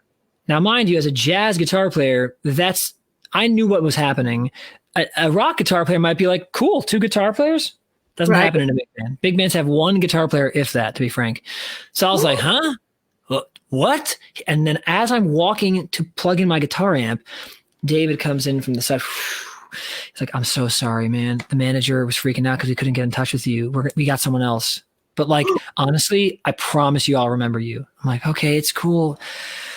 It's cool. I shouldn't have lost my phone. God dang it." Anyway, 6 months later, he called me for Nate Elstead, and I went on tour with her. And then I kept getting gigs. But yeah, he did remember me. But so yeah, David Foster kind of opened that door for you, kind of. Yeah. Yeah. And then I was at church. I remember being at church and some guy said, "Hey, I heard you've been working on tour with an artist. You want to audition for Jesse McCartney?" "Who's that?" "Sure." And so then I auditioned for that and got that job. And then and word kind of starts spreading after you have a couple gigs. Like, oh, I've seen you on that tour and you've played in front of 10,000 people. Therefore, this company will endorse you. Oh, you're on D'Addario's website now. Oh, so yeah, it started with really just someone offering me a gig, and I was willing to do whatever. I mean, I don't even know how much money I made on that tour with Renee, but I was like, don't even pay me. I don't care. I just want to work. I'm 19, 18. Like, yes, I'll do it. Odd thing is though, because I hadn't gotten the phone call from him yet, I actually had taken a meeting with my agents 2 months before the Renee Olstead call, and I was going to get back in acting. And I had to call them and say, sorry, I got a tour. I'll be back in 6 months. They're like, oh, I thought we were going to get you back out there, Zane, but we'll see what happens moving forward. But I don't really regret many of the decisions I've made as it pertains to following what makes me feel alive. And yeah, music has been that for most of the past 2 decades. So I feel pretty confident and happy about that choice. So at what point, Zane, did it become apparent that you should be front and center and doing your own stuff? How did that happen? As a middle child, I'd say the day I was born, get out of my way, motherfucker. No, I'm kidding. Get out of my way, brother, sister, damn. No, I don't know if it's clear to me yet. I'll be totally frank. I mean, when I was in Carney, when I was 19, many people at my church were saying, when's your solo project coming out? People, this late night show I played on, when's Zane Carney's solo project? And I kept saying to them, I'm in a band. Okay. Carney, like that's my project. No, where's your project? I'm like, dude, no one calls Keith Richards, like, what is your solo project? It's fucking Rolling Stone. He's doing it already. Like, that's my project is Carney. Right. I co-write a little bit. I help with all the guitar parts and orchestrations. I do lead guitar solos. I help produce. That's my project. But I realized once the band broke up that it takes a lot to be a front man, way more than I thought. Even just the pressure of doing solo shows where there's no one that can do the job for me. I could sub out of a Carney gig and Reeve could do it, right? But Carney can't happen without Reeve. And having that pressure is a lot. Having a Zane Carney show live and die by me being healthy and available is very stressful. Actually finishing a song by myself for my project, that's a lot easier than throwing a few chord changes your lead singer's way. Hey, go write it, Reeve. It's a way different thing. So I gained a lot of respect for all lead frontmen and my brother by having to become a frontman. I knew that I didn't want to be a hired gun only once I left Carney, once the Carney ended. I knew that I wanted to be involved in the creative process. And I figured the best way to do that is just to become my own lead singer. So that was my decision. And I'm very judgmental and stern when it comes to my artistic expression. So I think it was the best choice because I don't have to tell a singer, just do this thing. I can just do it. I'm going to ask you in a minute to sing one of your songs, but before we do that, how is it as you're a front man now, you've got your own songs, now you've got your own CDs, albums as I call them. How do you then go back out and be a sideman? Like, how is that for you? It's interesting. I still love it because I get to do my element of helping create a vision, using those tools we talked about earlier with the acting stuff. But it depends on the job. I mean, I've maybe have been too selective the past 5 or 6 years. Because really 6 years ago when I moved back to LA, I thought, all right, Spider-Man's over.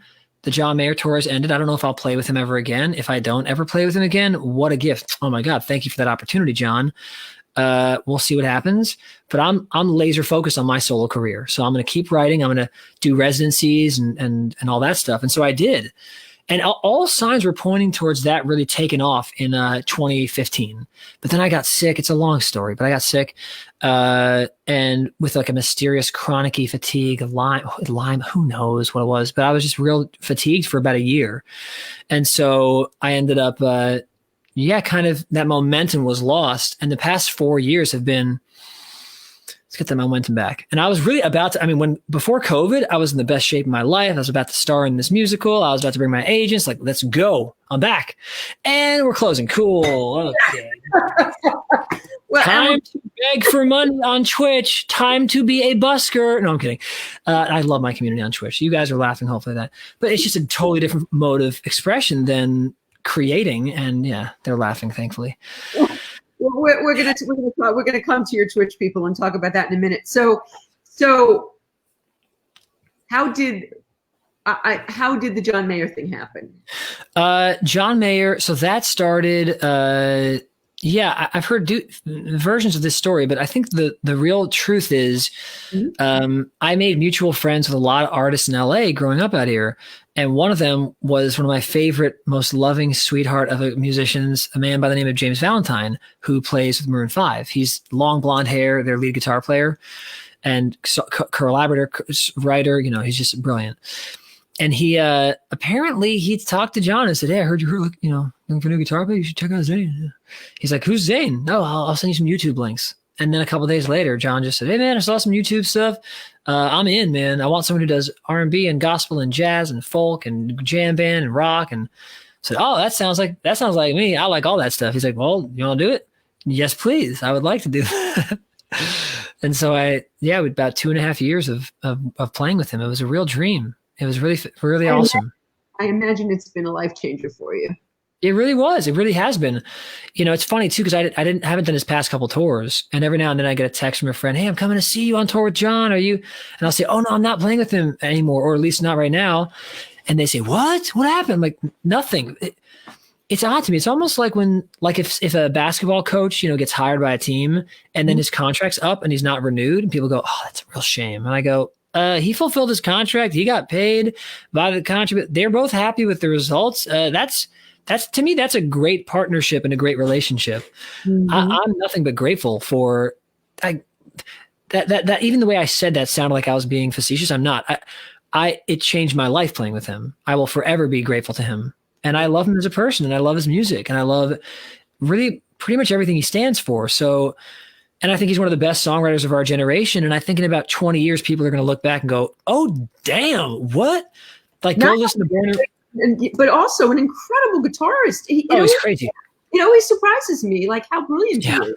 And he's getting better at guitar too, which is crazy. And I say that as someone who's, I'm trying to get better too. It's just he's continuing to add new elements to his playing, but his songwriting is so insanely good. It's so clear and concise and meaningful. Walt Grace's Submarine Test, check out that song. That is a good song. That is a great song.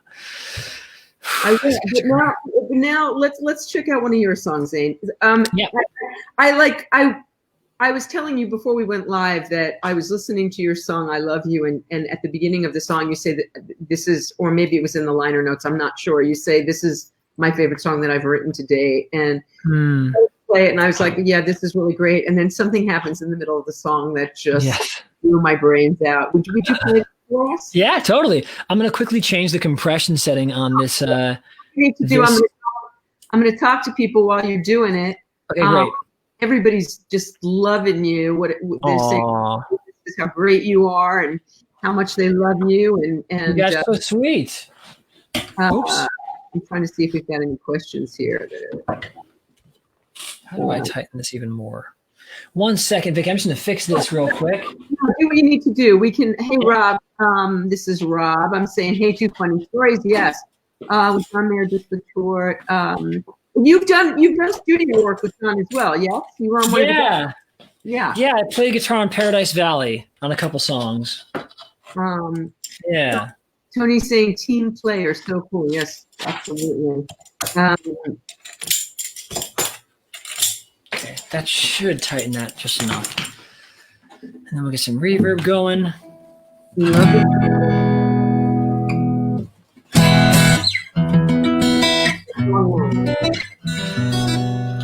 Okay, let's see if we can get this all working. Let's turn some reverb on. There we go. Hey, check 1, 2. I just figured this mic setup thing last night, so hopefully this sounds good to everyone. Also, to my Twitch chat, what's up, guys? I haven't talked to you guys at all, but thanks for being here and watching this. Talk to your Twitchers for a minute. Sure, absolutely. Guys, it's so nice to have you all here. We've had about 62 concurrent viewers for the past 2 hours of this, or hour and a half, and it's so nice to have you guys here. Thanks for sticking around while I don't talk to you. You guys are the best. You're enjoying this, they say. We're having fun. Loving the interview. This is super interesting. Mountain Goat, my man.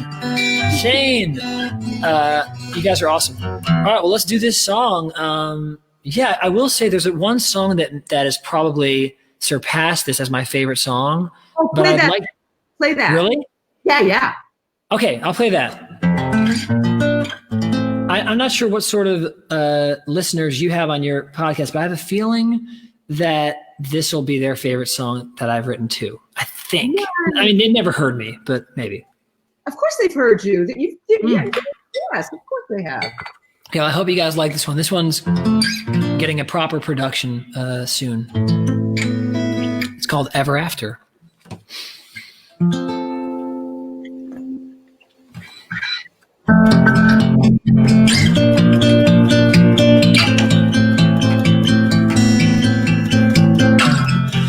I don't believe in ever after. Isn't what I want all that matters.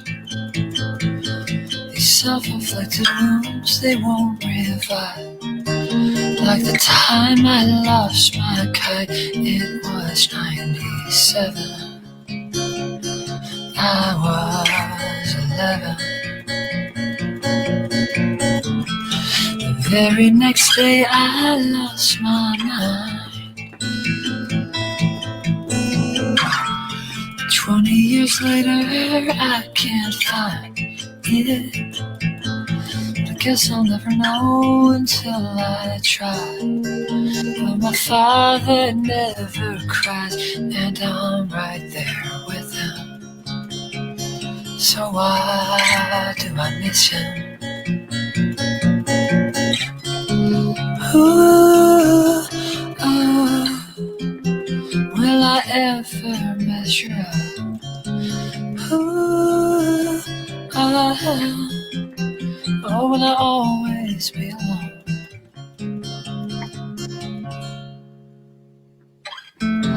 Maybe I've lost my will to reason. Maybe I'm just out of control. But I won't leave it alone, 'cause I despair. Every day I check my hair. Am I receding? Am I receding?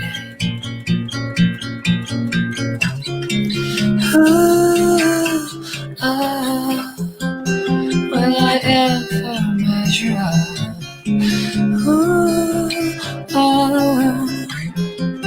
Or will I always be alone?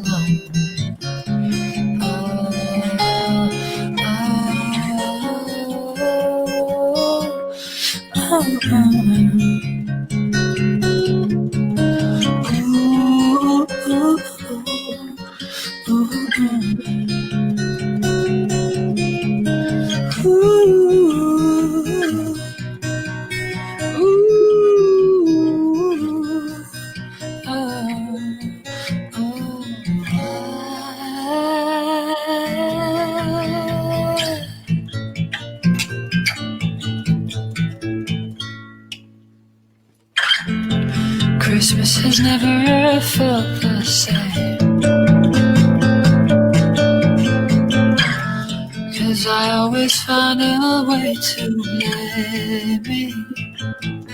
So I'm burying my own, but I'll survive. And I never felt so alive as when I left you.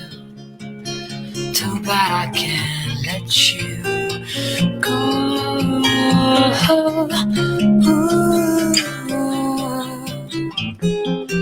Will I ever measure up?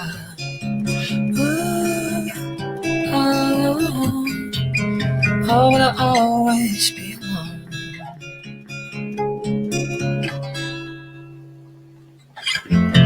I don't believe in ever after.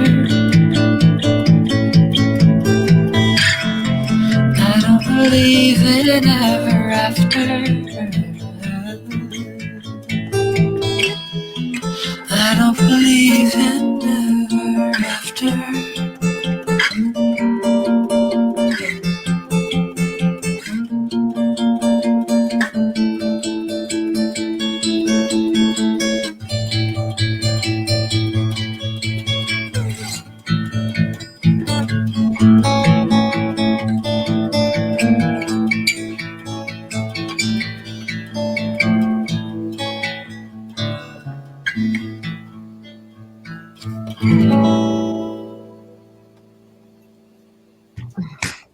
That is gorgeous.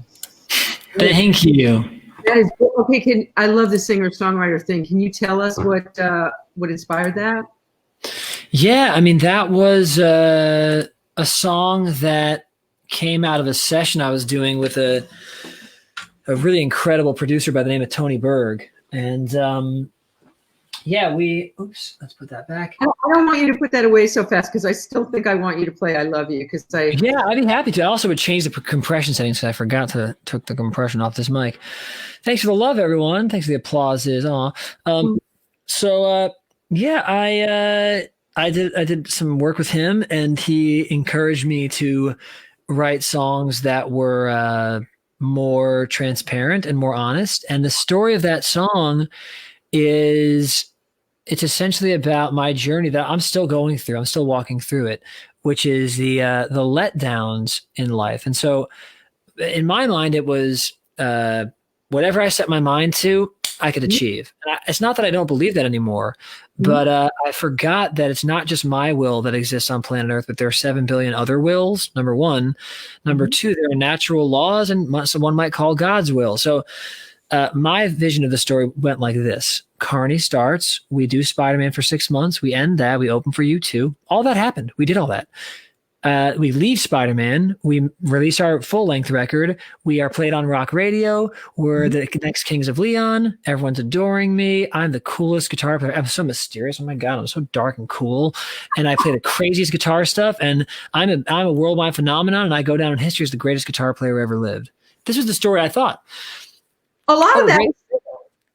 Yeah, but then we're breaking up. Oh, band's breaking up. That's does not compute. Okay, I'll just start up my whole thing because all of that was true, actually. Right, but then the story, gets darker for me at least. Like, okay, well, I guess I'll just reinvent myself. Let me write songs. Let me care about singing. Let's do this, man. I'm gonna go on tour with John Mayer. That tour is gonna end. I'm gonna get picked up by a record label. Oh my God, get ready, ladies. Let's do this. And then I get sick, on tour on my final tour date in Germany, and I get what's called chronic Lyme disease, chronic fatigue. We don't know. Now, a beautiful thing happened from that, which is I became friends with some collaborators who are Lyme warriors, as you call it. So I started writing with artists that are advocates of Lyme disease, and they're well-known artists.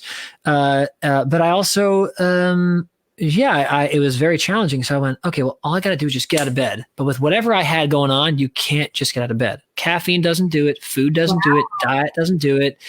It was a mysterious illness. So I can't get up.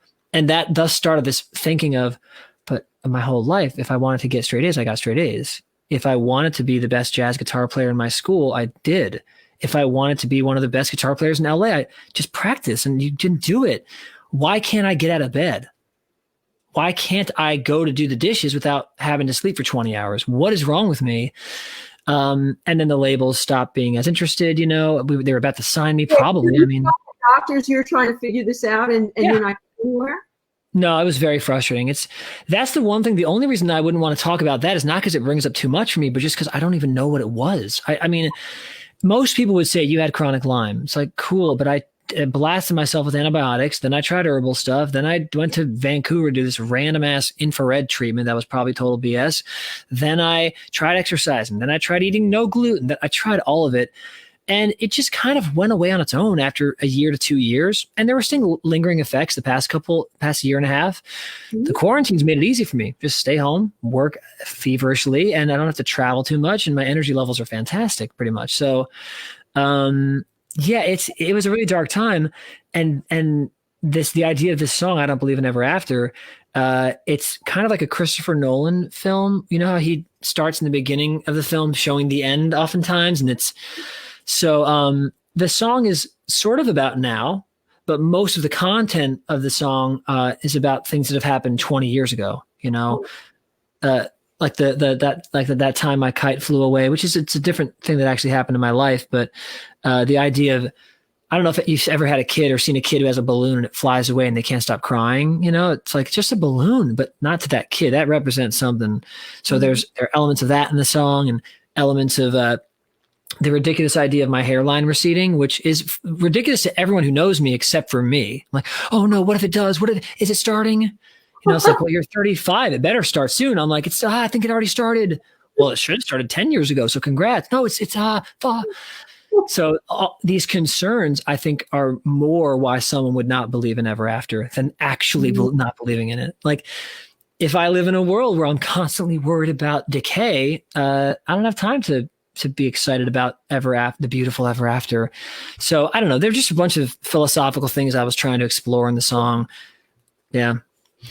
So this Twitch thing that you do, that you've invented, so you were about to do hair doesn't happen. The pandemic happens. Right.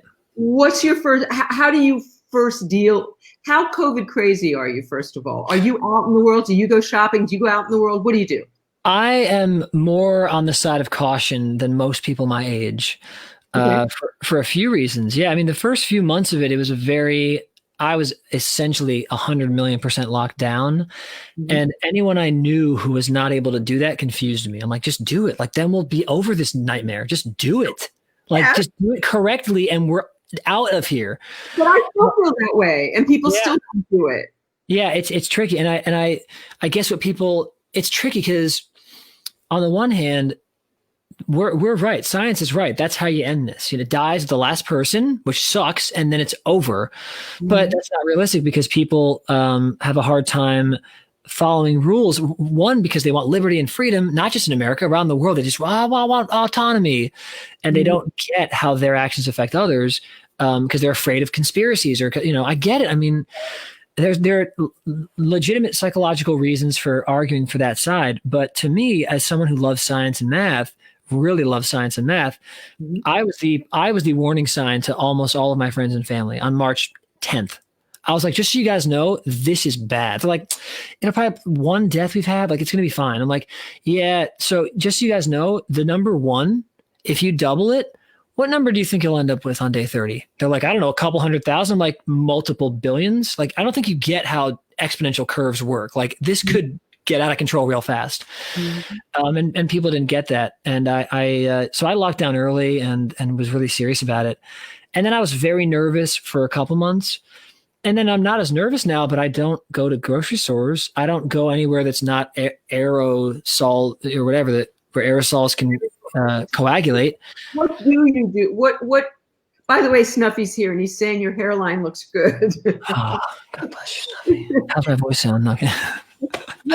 I love you, Snuffy. What are you willing to do? I'll tell you this much. I am one of those odd hermits that would be fine doing this another 2 years. And I just get delivery food, and I have my beautiful backyard, and I swim in my pool, and I stream, and I write my songs. I mean, I'm cool with that. Also, what I think people near me and my family and otherwise forget is that I toured from age 18 to 34, like a lot. So I'm down with being home for a couple of years. It was exhausting. So I'm ready to just wake up. Do you have anybody in your bubble? Yeah. Well, who come into your world? So my roommate and my girlfriend, we all live here.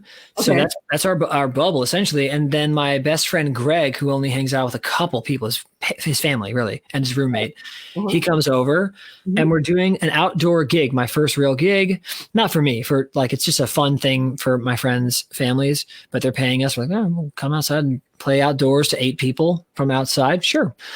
So that I'm willing to do. But if they said, hey, we're opening hair next week, I'd be like, all right, I don't know if I feel comfortable with that. I don't know if I do just yet. I don't really feel nervous for my own safety as much as I did in the beginning. I more feel that it's, I'd like this hellish nightmare to end. And I think it ends faster the more of us just stay home. But then again, it'll keep happening if we if one person leaves the house. Now my so a couple of friends have made the point of, well, yeah, you could eradicate it maybe in a couple months, but then someone else can bring it back in. I'm like, right, but I know this isn't realistic for the economy of the world, but straight up, if for 2 to 3 weeks we really stayed home, it would die with the last person, and it would not come back. Like, we can end this if we really care to, but we're probably going to turn this into a seasonal thing because we just can't stop the economy, can't stop. I don't know. It's been really tough. I've been sort of judgmental about people around this more than I should be probably, but it affects everyone. And I'm very angry that we're not just getting rid of it. You are one of us. This is exactly, they would just shut us down, lock us down for 4 weeks. We could go back to living our life. And by the way, Dr. Fauci and Sandeep have said, they've said this. They're like, yeah, it would, but it's not possible because people won't follow that. I'm like, well, but it is possible. What you're saying is it is possible. Let's do it. But then it's like, well, then we're living in an enemy of the state. I'm thinking, dude, we'll do this once every couple hundred years. We did it in 1918.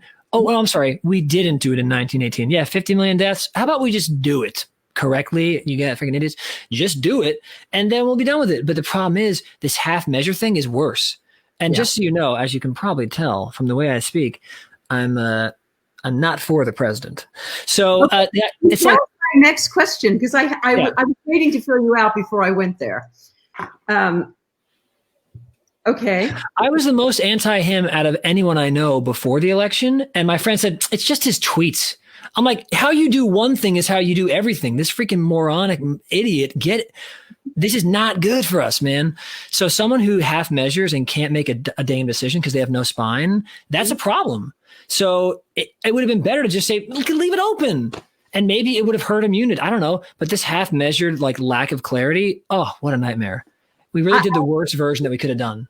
Yeah, I totally agree with you. And, you know, they did it in Italy to the point where they locked everybody down, and you were only allowed to leave once every 2 weeks to go to the grocery store. Right. And they would look to make sure that you had. Guess what? My girlfriend, who's from Romania, same with her family. She had to have a note to go to the grocery store. They're doing jazz festivals in Romania right now. And we're sitting here going, can we even live? Like, are we allowed to go to the grocery store yet? Because we half measured. And the people who say we want freedom, it's like, well, we're trying to help. It's like going to a doctor. You're like, all right, doc, my eyes are screwed up. How do I do it? Well, I have to put you under. I don't believe in being put under. Okay, you want help, right? You have to get put under. We want freedom. You want freedom? Stay home for a little while longer and in the right way, and then you'll have full freedom forever again, just like you had. Well, I want freedom now. Well, that means that you want to eat 15 Twinkies now and then be out of shape. Do you understand what that does to you? Like, if you want to have the strong body, exercise, don't eat you can't go out now if you want to have freedom for the next 5 years. So stop now so you can have freedom the next 5 years. It's like so obvious to me, but there are nuances that I'm not an epidemiologist. So there are nuances of the human psyche that I don't know how to speak to. You know, how do you get someone to stop? Well, people like me who loved school, who loved trying to get A's, who like following certain types of rules. I'm a total rule breaker when it comes to jazz. I'm a total rule breaker when it comes to guitar. But when it is benefiting my mind and body and heart, I will follow the rules. A lot of people aren't like that. So to get them to, as Noam Chomsky puts it, manufacture consent, you have to do certain tricks. And I don't know that they're doing those correctly either. To get the people who don't like following rules to just follow what do you properly. What do you think happens in our anarchist society? How do we get through this? What do you think? Oh, that's a great question. I wish I was smart enough to answer that. Not intellectually, but do you think there's an end game here for us? Is this something that's just going to go on and on? I'm a bit of a skeptic's the wrong word because I'm not that. Unfortunately, cynic is, no, that's not true for me either. I'm a bit of an optimist. And I'm also not a realist because I think there's a connotation there of just negative Nancying. I believe in making each moment as positive as I can with what I have. And I don't always do that. I say 20% of the time I actually do it, but that's my goal. And so to do that with regards to this, point you brought up, I've been talking to friends and they're saying, yeah, we'll probably be back to playing shows in 6 months to a year. And I'm like, I don't think so. Like, why? I'm like, it's this, the contagion factor of this is really bad. Now, thank God the deaths are way down. The death percentage is way down. We figured a few treatment plans out. The hospitals aren't as booked up now. It's great. And 40% of the deaths that happened since the start, 77,000 deaths, were in nursing homes. It's like, oh my God, like a significant amount of these deaths are nursing home people. So it's not as scary, but what it's going to do is make places like the NBA, the Met Opera, shut down services. And what do you think athletes and musicians are going to do? Good luck. So we need this to end. Whether or not it's killing people at the rate we used to, it has to end, or else they're not going to open up venues. So I have friends who've said, probably in 6 months we'll do shows. I'm like, shows? What do you mean by shows? And they're like, shows at the Troubadour. I'm like, with 10% of the audience and everyone wearing a mask? And like, I'm talking about when's it going to get back to normal? And my friends are like, oh, I don't know, soon. I'm like, if we don't get this under control soon, I'm not trying to be too negative, but I'm thinking like 3 to 5 years. And that to me is like, oh my God, say that number. Oh my God. Here's why. Not for you, not for most people. I'm talking about for people in my industry. My living room. Yeah, exactly. My audience. No, what I'm saying is the sold out arena sardined. I'm hoping I'm wrong. In my living room, I can't do that. I'm not going to be doing that. Right. But so here's exactly. But my point is, it's not, I think we could get there in 4 months. Mathematically, we could, but we're so stupid. So it's like, it's up to us. To people who are saying, I want a live show. I'm like, cool. Then write your governor, write your senator, write the president and say, can we just like knock this out? Or the vaccine will come and then that'll be, 6 to 12 months of whatever. And then it'll take, 12 months to incubate.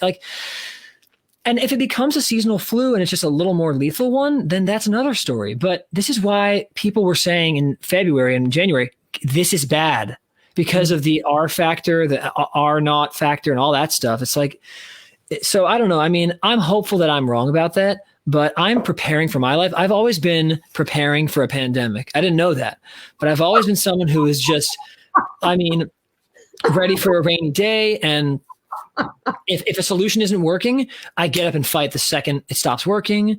So that's why I started on Twitch. It's like, okay, so now people can subscribe to my channel. That's $6 or $3 of Twitch and how you're doing this. Yeah.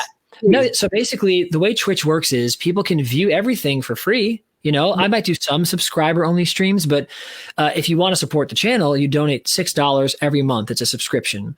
And then if you like what you're hearing, you can donate whatever you want to the channel, or you can say, hey, I want Zane to learn a song live. So I want him to pull up his iPad, show me the process and learn any song I want. I'll pay him $75. And so I learn the song and I sing it for them live.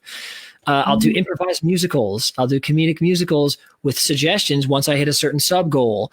So I do all this stuff. And my goal is to make enough money to pay for my life until this nightmare ends. So that's my way of getting through this. I know a lot of musicians who are taking pandemic unemployment assistance and hoping gigs open up soon. And I'm going, if people continue to be as selfish and the government continues to be as incongruent as they are, I see the worst case scenario of this being 3 to 5 years before I can play a show where I get paid the amount I used to get paid. Because I'm not going to get paid the amount I used to get paid if there's 10 people in the audience. Right. So I have to make a living. Cool. Twitch. So Twitch allows me to hopefully provide a service and create 5 to 7 days a week. People pay money because they're basically buying a ticket to a show in their own unique way. What's the difference between the free and the $6 subscription? What are they getting? Right. So there's really no difference. So the only difference is that when you subscribe to the channel, you get access to emotes. So you have special emotes that have my face in them. The people who subscribe also realize I'm doing sometimes 5 streams a week, usually 3 to 6 hours long. So this is like hundreds of hours of content each month. I think if you do them, or over 100 hours of content, and most people go, I'll pay $6 for that. It's like, sure. Now here's the crazy part. If someone has an Amazon Prime account, they can subscribe for free. It's called the Prime sub. You just click it and then it gives me $3 and then everyone's happy because I get half of it. Yeah. So you can do that. And then also the donations, the reason people donate is because they get bonuses. So if someone donates $10, I'll play whatever song of mine I know, an original or a cover, and I'll play it right then. If they donate $5 or more, it reads an alert on screen, like whatever they type in, it reads, which makes everyone laugh, and then they donate. If they donate I think I'm going to start doing a joke donation, $500 for Freebird. I'm sure someone will come in and do it. I want Freebird. $200 for Wonderwall, $500 for Freebird. And then also it turns into sponsorships. So I'm part of the Blue Crew on Twitch. There are about 30 of us. So okay. I'm the XLR kind of ambassador. Most people use USB mics, and some have like one vocal mic XLR. Right. I have 6 blue mics, a Kiwi. I have a mouse for my acoustic / when I have friends on that are in my bubble. I have a bottle, which is their premier mic, a Dragonfly, an Encore, a baby bottle. So I'm decked out in blue gear because each time I stream, I get between 500 to 4,000 people over the duration of the stream having watched it. And then more people watch it after. Right. So they're branding. So it eventually, hopefully, will turn into sponsorship deals. And yeah, I'll do a music theory of gaming, which is another thing that's unique to my channel. And I'll do a music theory of gaming episode on a brand new game that's coming out. And the company pays me whatever it pays me. So I'm trying to be active here and be like, all right, I got to make sure I keep this studio, keep my house, in case music is screwed financially, at least for another couple of years. So, and also while I'm doing all this, Vicki, I'm getting my jazz record mixed and mastered. It's done now. We're shopping that. Mm-hmm. I'm going to be working in the next week on my solo record live on Twitch. They'll see me record my process. So I'm really trying here. I'm trying to be positive and say, you know what? This is not something I'm going to cry about and sulk about. This is a new opportunity. And I love technology, and let's have some fun. I like hanging out with people. So we're hanging out on stream and we're having a great time. And so what kind of people are in the Twitch audience? Who are the people out there? Oh, well, I'll shout out some right now. Oh, I love that you changed your name. Jim Etler changed his name to Rubber Soul, the best Beatles album. Fight me on it. No, actually Abbey Road maybe, but I love Rubber Soul. Yeah. So we have a bunch of friends on here. We have Adrienne, who's a homie who loves live learns. She's a big part of our community. And she gave me some of the hardest live learns, like 16-minute songs, and I'm just charting out these crazy things. Wow. We have Chaos Dragon, who's one of my mods, who helps me with tech stuff, and everyone's supportive because everyone wants this stream to grow and become a big thing. So everyone's kind of a part of it. As part of it, we have a thing called a Discord, so you can get invited into our Discord community. It's just like Facebook, but it's private. So our Discord server is just insular, just us. And so that's grown to about 600 people so far. And so it's growing into a nice community. I do other stuff too. You were saying who are the people? It's basically people from all over the world that either love music, they love maybe camera quality and lighting that I try to provide. They might love guitar. They might love learning music educational stuff. Some of them love gaming, and I'm actually a pretty intense gamer. So there's kind of a little something for everyone. It's crazy. I know, the future. I'm assuming that the audience leans young. Maybe. Guys, what's your age? What's your age, everyone? I'm just thinking, like, how did people go over to Twitch? Did people like you attract people to Twitch? Because I see. Are you sort of wondering how did they find me? Like, what's the story here? How did people find Twitch? Because Twitch is, right. What made you go to Twitch? Great question. Okay, so I went to Twitch because we had a lot of youngins. Yeah, 55, 19, 30, 26, 19, 13 and a half. Really, Jukebox? Fantastic. 31. Kind of 30 seems to be the average median. But Twitch is a gaming platform. So it started as Justin.tv in 2013 or 12 or something. And all it was gamers just streaming games so you could watch someone play through a game, which is a very fun experience as an avid gamer. It's fun to watch someone play through. Really? And then I got into Twitch because my friend is a very famous Twitch streamer called Reeve. He's a Mario Maker streamer. And the pandemic started, and I started thinking how I can do live stream concerts. By the way, I'm already thinking about how to do proper live stream concerts, not on Twitch. So $10, $15, donate whatever you want to watch a live show. And that'll probably start in the next few weeks. I'll just be promoting that. Where are you going to do are you just it?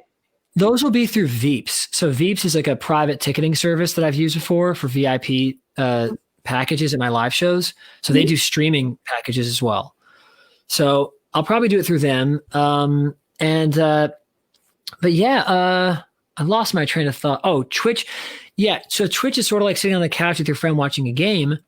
I found out about Ryucar. I watched his stream, and then I noticed there were music streamers. And I thought, well, if we can't leave the house, I don't know if I can go another couple days without playing a concert, because I'm used to playing 5 shows a week on tour.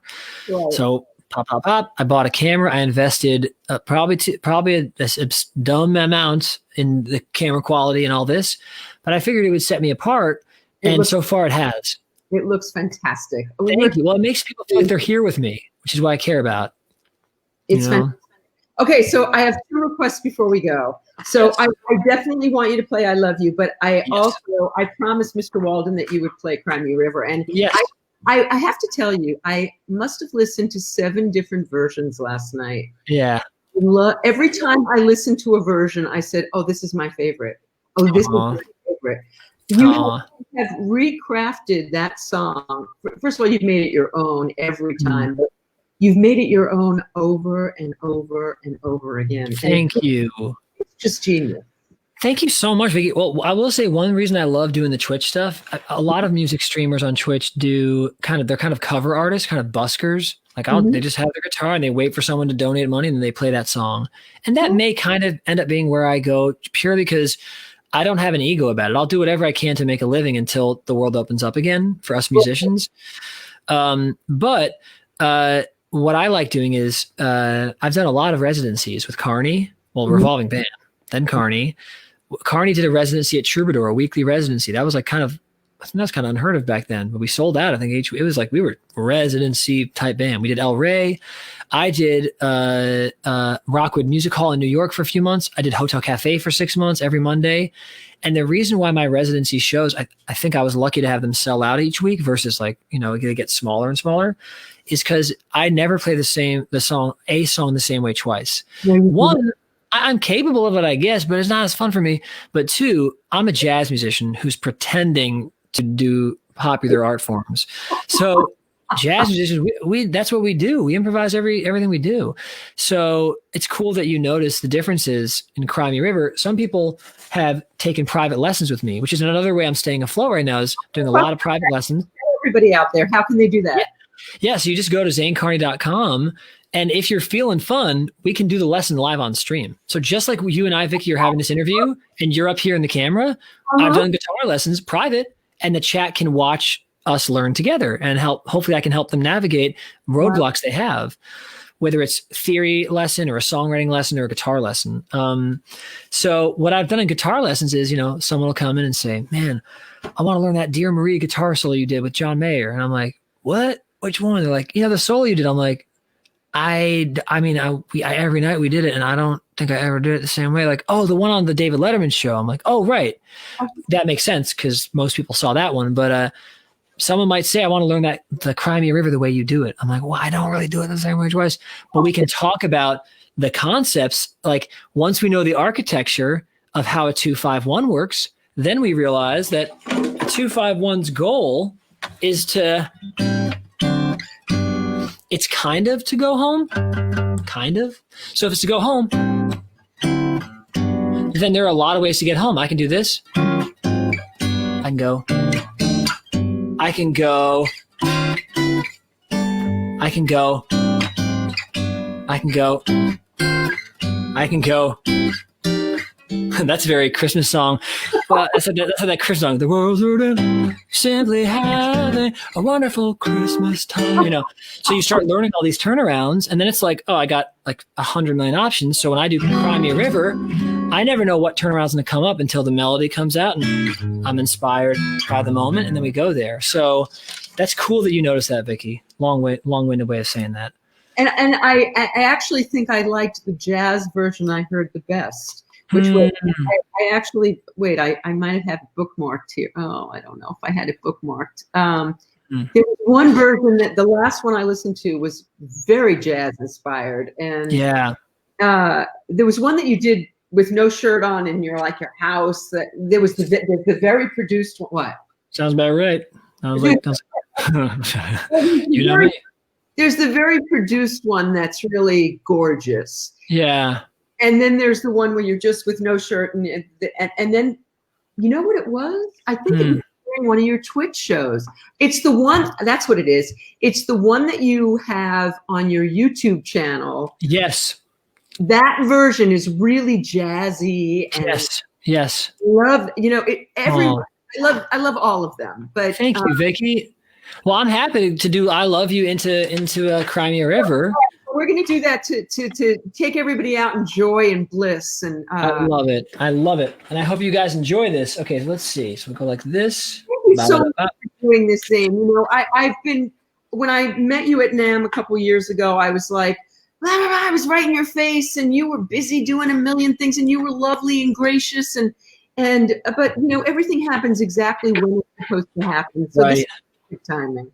I love it. I'm so glad we've done this, Vicki. And I'm gonna see if this compression setting's better for music. Okay. There we go. That should be a little more musical. All right. So this is an original song called "I Love You," and let's see if my voice can handle it because I didn't warm up, but I think it'll work.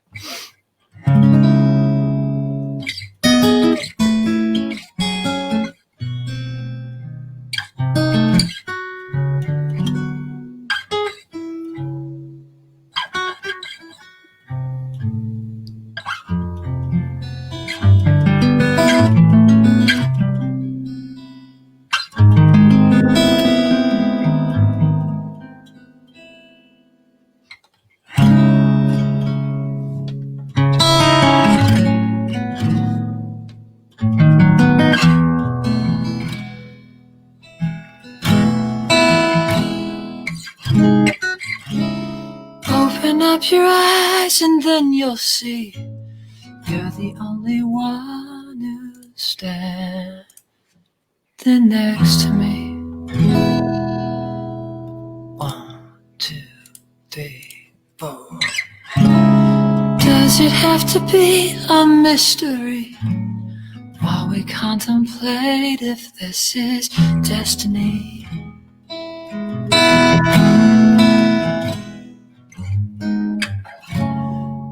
Where do you go when you lose control? I love you. I love you so. Being alone, I won't lie. I'm on my own. I can magnify a hollow touch, but I can't believe that I'm not strong enough.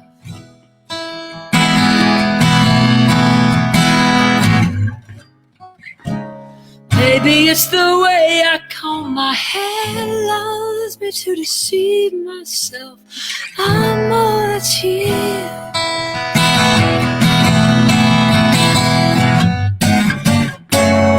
Oh, where do you go when you lose control?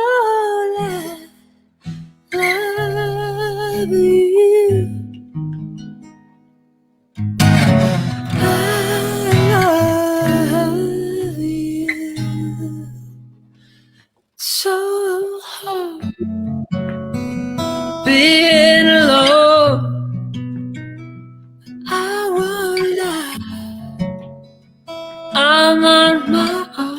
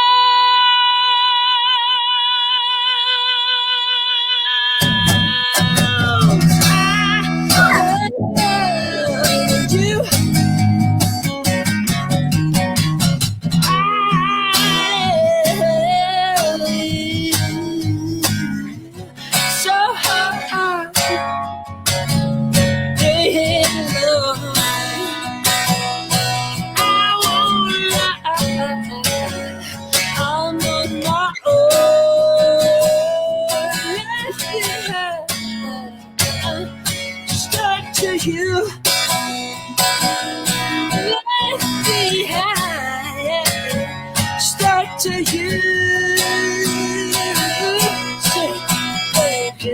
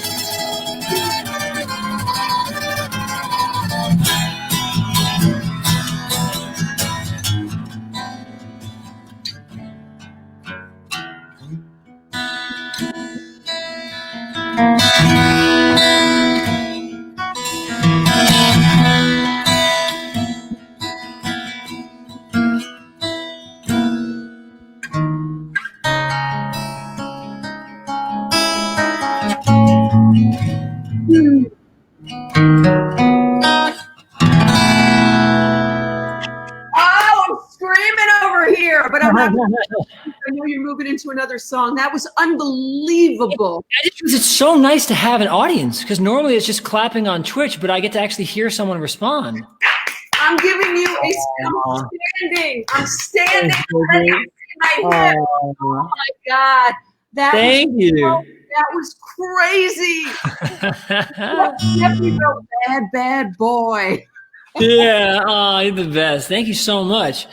Man, it's funny. I just got this mic set up, and I'm gonna lower some of the low end on it, and maybe still turn some of the compression down for our final song.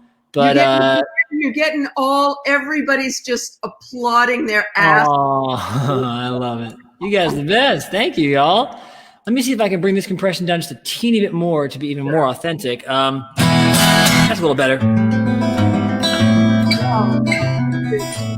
Awesome. Well, what a treat, guys. Thank you for having me tonight on Game Changers. And it's been a real pleasure. And I hope you guys enjoy this last song. It goes out to Snuffy Walden himself. I hope you enjoy this, Snuffy. Miss you, man. All right, check it out. Here's a Julie London classic written by Arthur Hamilton. It goes like this.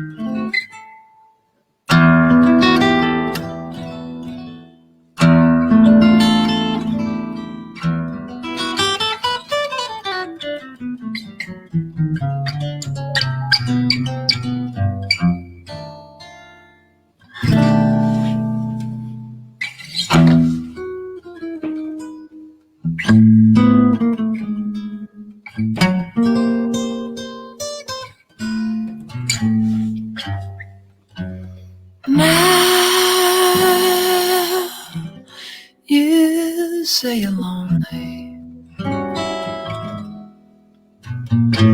You cry the whole night through. Well, you can cry me a river. Cry me a river. I cried a river over you.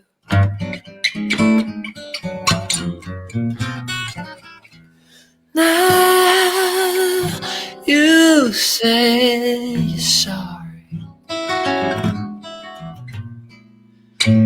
for being so untrue. Well, you can cry me a river. Cry me a river. I cried a river over you. You drove me, nearly drove me out of my head. But you never shed a tear. Remember all that you said. You told me love was too heavy. Told me you were too ready. Now you say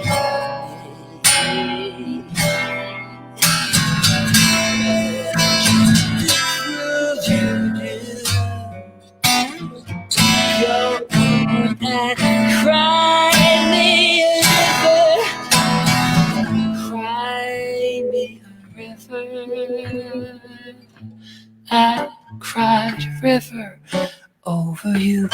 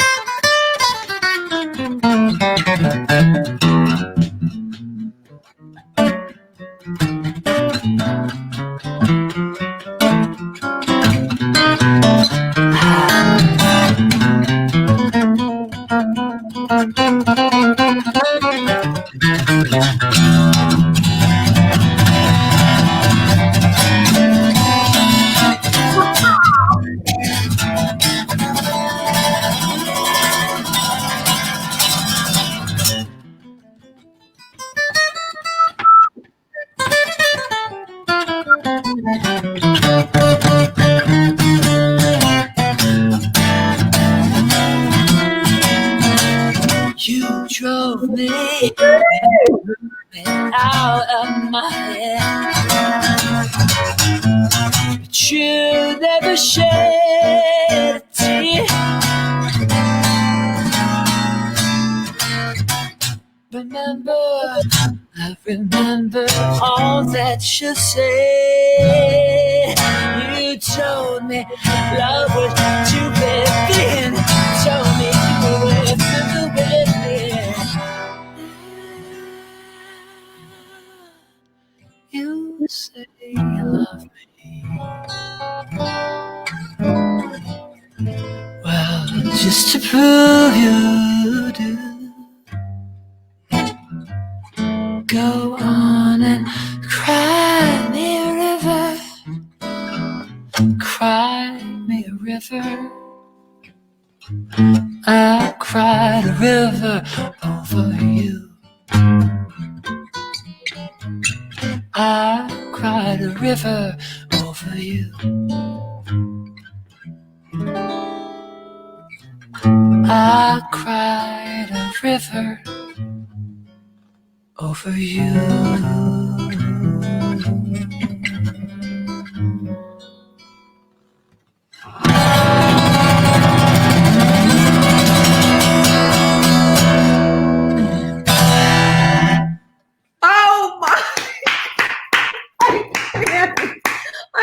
I'm like sitting here making myself not be like screaming through the whole thing. You're the best. You are so crazy. You are. So now that's my favorite version. I think every time my favorite I'll version. take it. You're the best, Vicki.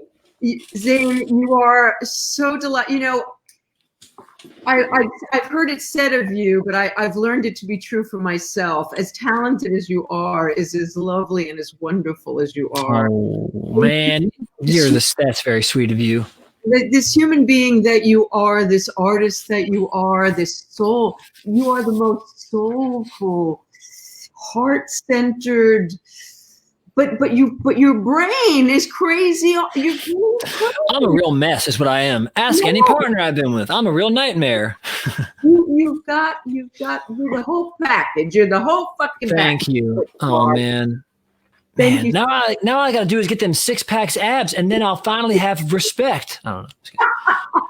Then I'll get an Instagram endorsement. No, you're the best. By the way, you're getting talked about in my chat. They're saying Vicki is a fan of the rest of us. She loves us, and they're applauding you, and it's a whole thing. There's a love fest going on.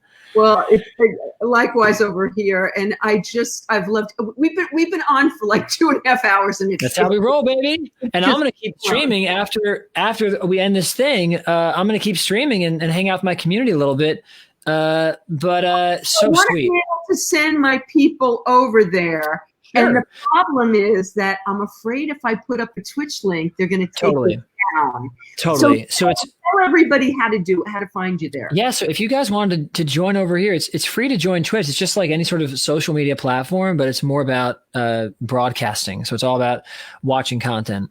So it's sort of like Facebook, but there's no real element of offline hanging. It's all in the moment, live, in the moment stuff.